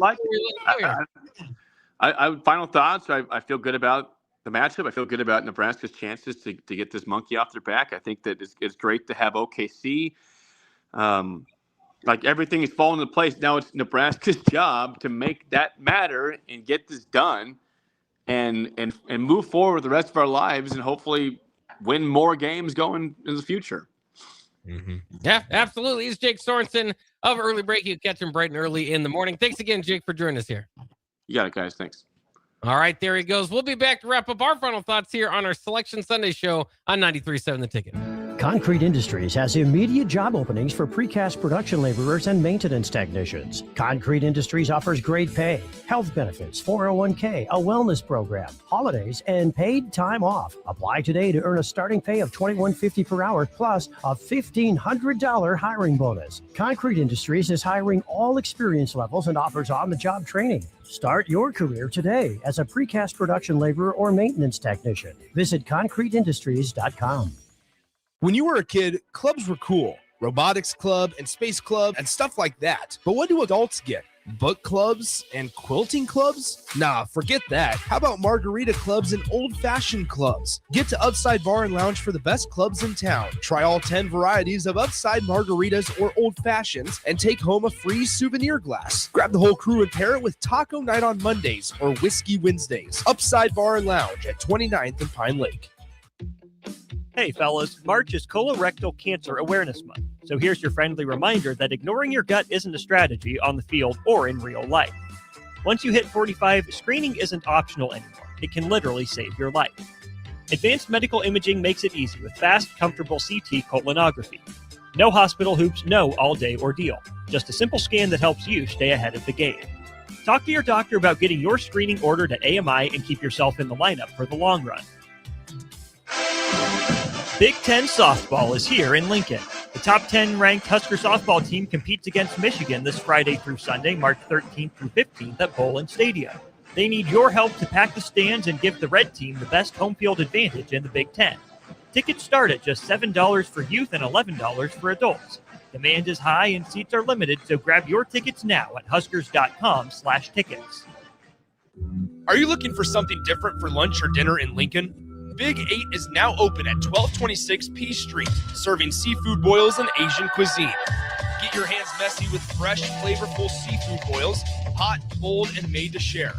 Or enjoy classic Chinese and Asian dishes, perfect for lunch, dinner, or a night out with friends and family. Big flavors, generous portions, and a brand new dining experience. Big 8, now open in Lincoln. Unearth the secret to long-lasting tires at Tread's Central Tire Pros, a league apart in commitment, service, and expertise. This isn't just about rubber meeting the road, but trust, safety, and surety converging in perfect harmony. This is where expectations are exceeded every time. Make your appointment today at Tread's Central Tire Pros, just south of Cortland on Highway 77, or visit our website to explore our services. Remember, when it comes to tires, choose Tread's Central Tire Pros because we tread differently. Hey there, this is Paul Scheel, owner of High Electric. I want to thank our friends and loyal customers and introduce High Electric to those looking for a new electrician. We've been serving the Lincoln and Omaha area for over 30 years, from design to install, upgrades, and repair. If you are a homeowner or a small business needing some electrical work, call us at 402-466-6606 or check us out at hyelectric.com. We look forward to hearing from you.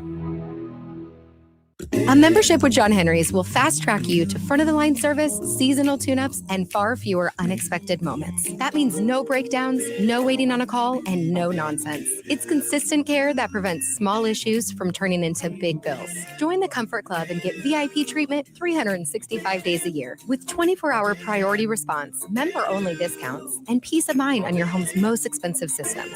Call John Henry's. John Henry's Plumbing. And electrical. Forget the lame excuse this year. Your boss already knows why you can't make it to work for those 2 magical days in mid-March.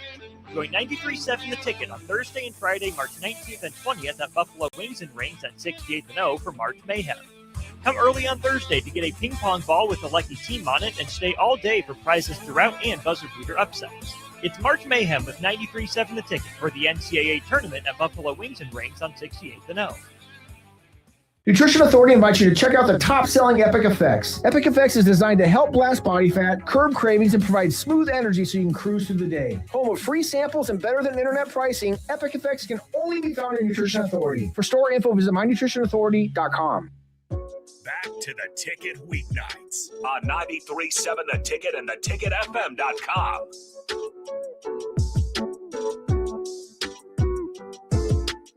We are back here to wrap up our Selection Sunday show here on 93.7 The Ticket. As when we started, we did not know where Nebraska was going to be playing. Now we know they will be playing in Oklahoma City. In fact, we even got the time, thanks to our last segment there, for Nebraska playing 3:10 this Thursday afternoon in Oklahoma City against the Troy Trojans.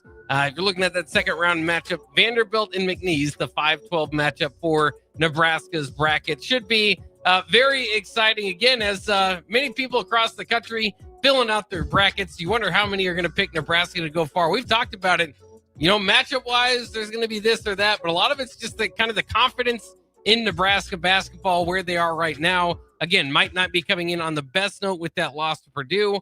Again, the reminder that's going to be had all week is that Purdue was not on their best run, losing 4 of 6 heading into Big Ten tournament play, and they were able to turn it around. So it's not always the hot team. I know even Sorensen was talking about Wisconsin, potentially losing to High Point, that being a popular pick. High Point Wisconsin certainly played some good ball. There is no perfect math for this. That's what makes it so fun is the wildness that can happen within it. So here we go. I asked Sorensen the question, Nick, I want to ask you too. We kind of knew that coming in today where Nebraska was going to be seated. Now we know the matchups. Okay, that's one thing. Sweet 16, certainly a possibility. What are your feelings about Nebraska beyond the Sweet 16 in the South region here? Again, with Florida, Houston, and in Illinois. Houston and Illinois, obviously at the bottom, that would be Elite 8. Yeah. You're looking at Florida, maybe they're in the Sweet 16. Upsets can happen, things can change, but it is a loaded bracket. It is. I mean, here's the thing. I even look at like across the board. Gosh dang, Nebraska's side of, even when you go farther into the East, and obviously this is Final Four talking about, but that whole left side is a gauntlet, man. I mean, that whole left side of the bracket, you have Duke, who is the ACC champion, St. John's, the Big East champion, Kansas, who has Bill Self, Michigan State, who has Tom Izzo, UConn, who's the Big East runner-up, Florida, who's been one of the hottest teams in the country the last 3 months, Vanderbilt, who was in the SEC runner-up, Nebraska, who is, Nebraska, Illinois, who was a Big Ten quarterfinalist, Houston, who was a Big 12 quarterfinalist, all on one side of the bracket. Now, this is normal, right? Like, I'm not saying that Nebraska got the short end of the stick here. If I had to pick, and I just filled out this bracket, if I had to pick where Nebraska's season comes to an end, it is in the Sweet 16. I think Florida is a tall task to get past. I don't see Lehigh getting past Florida in the first round, and I don't see Clemson or Iowa being able to get the best of the defending national champion Florida Gators. I do think Nebraska gets past Troy, and I do think they get past whoever, Vanderbilt or McNeese in that second round game. And so I do think Nebraska makes it to the second weekend. One thing I wanted to say before we get out of here, and I'll reiterate tons of it throughout the week in our discussions, Bach.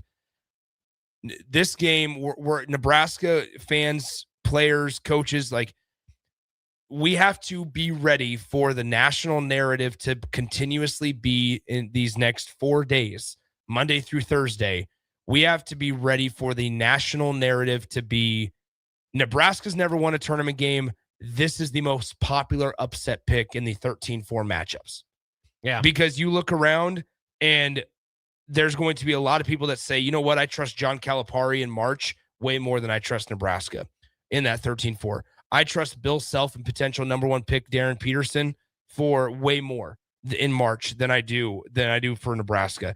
I trust Alabama and Nate Oates, a team who's made Elite Eights in the last couple of years, way more than I trust. Nebraska is going to be the most popular upset pick this week. Just get ready for it.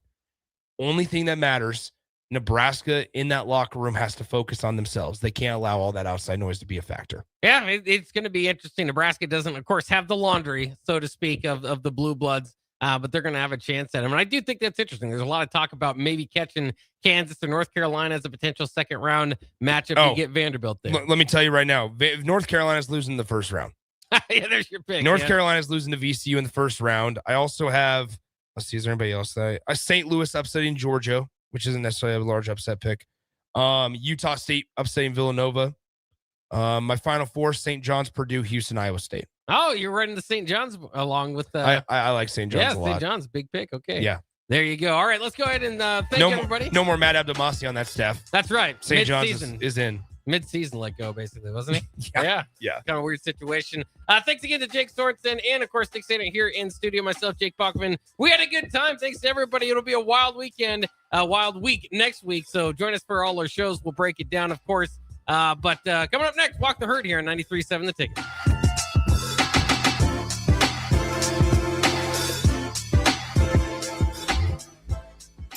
Are you looking for an exciting new way to put your skills to work?